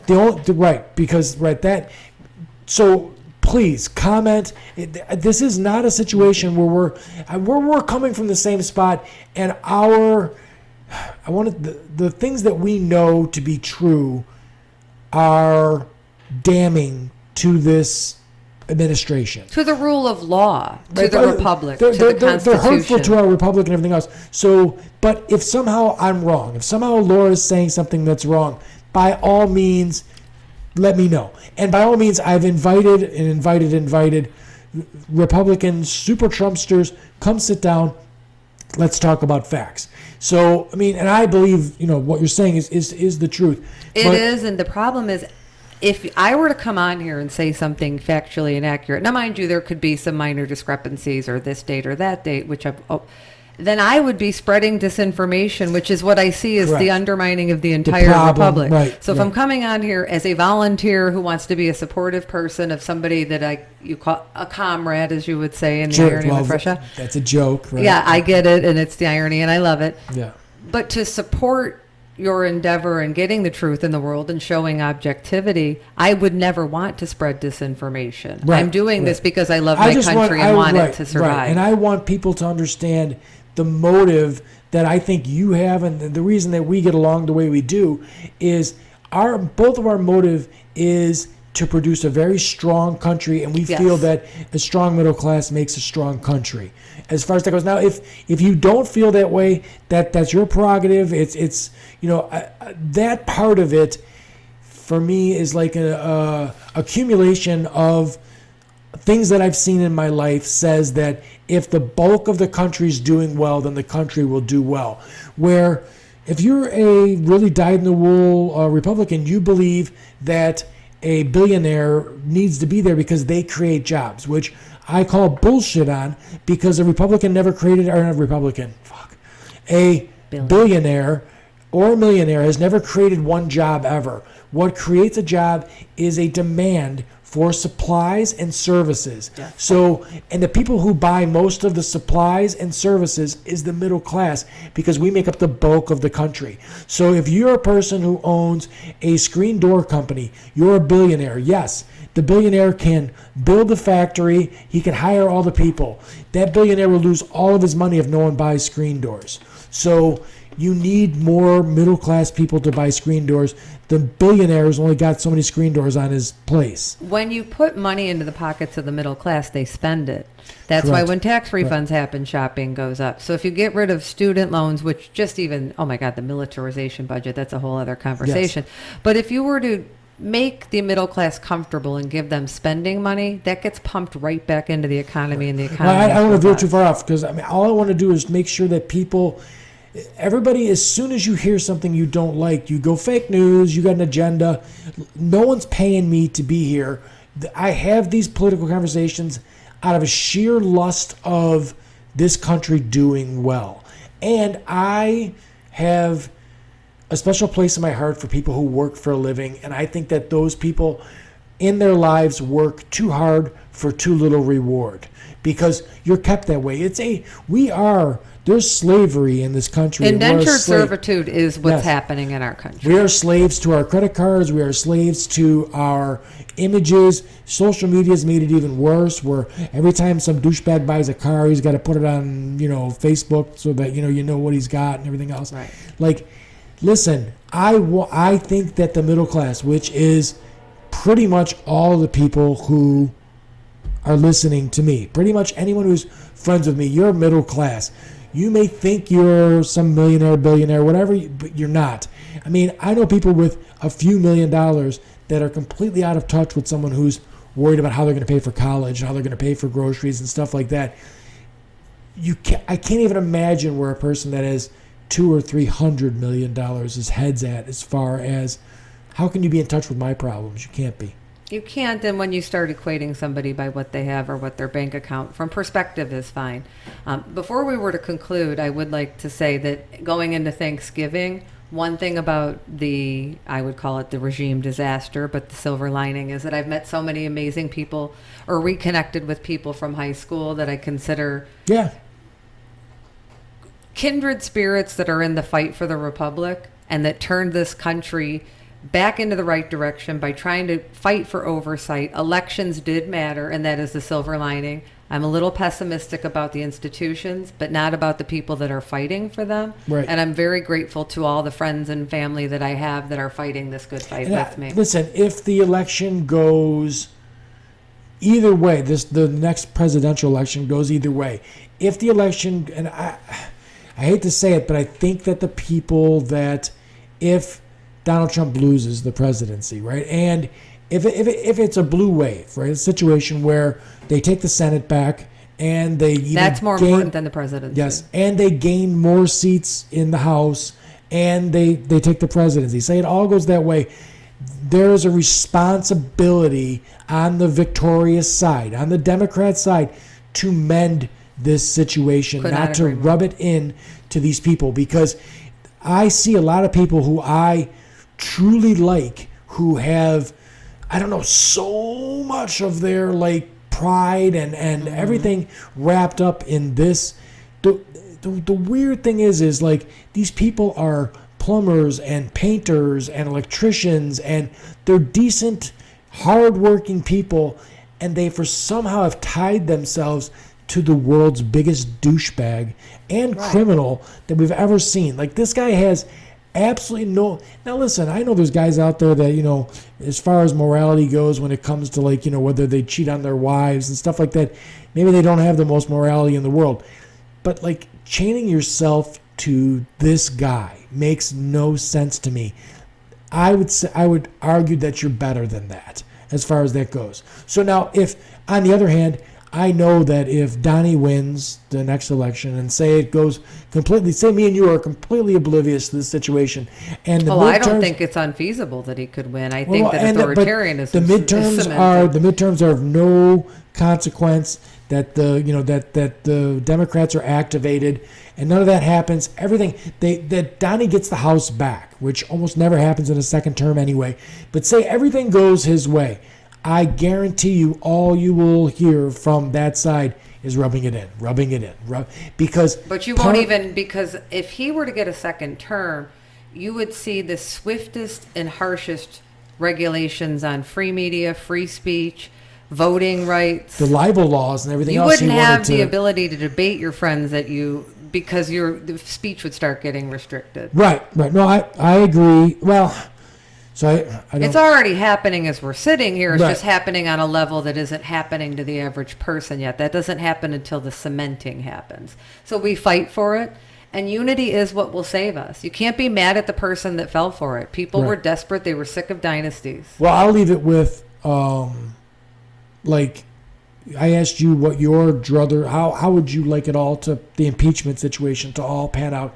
And I would say the situation I would like it to work out is it almost seems counterproductive, or not counterproductive, but not like there's no ends to it. I would like to see him impeached in the House and then not removed by the Senate. Well, that's what's going to happen. Okay, right. Well, that's what I feel is going to happen, and I feel that's ideal. Okay, but then what? Because now he's survived it. We don't have time. We're concluding. To have escaped with this level of criminality, have escaped with this level of criminality will have essentially negated the rule of law and accountability, and Bill Barr will be still in place at DOJ, cementing what I call his Putin manifesto, which is Ukraine is what did it, and not Russia. Yep.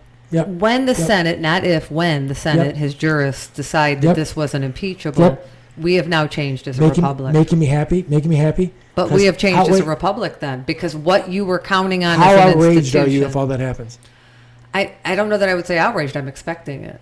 But I've been prepared for the outrage because I'm watching the institutions erode by the day. That you don't think that people are going to be activated from that? I think that people aren't going to be activated by the Senate. They're expecting it. What they're going to be activated by is fighting for the next election. But the impeachment process, like Jackie brought up earlier, why do it when they're not, people want them to be getting things done and rules and the bills. The reason you do it is to say that a sitting president cannot do this. Oh, no. Listen. So what I'm saying is free and fair elections themselves are under What I'm attack. saying is what I want to happen for the outcome of the situation. Right, I hear you. Is what's going to happen. But what should happen is what you said.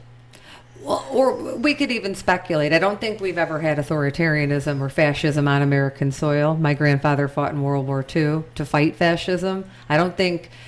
When I went into the city, there was a man there that had served in World War II, and he had a sign that said, "I never thought I'd fight fascism at home." And it brought me to tears, and it emboldened me to fight for him. But if it goes the way that it should go, and he's removed from office, and then Pence is removed... He won't be removed from office. Okay, but if it did, don't you think that activates the right?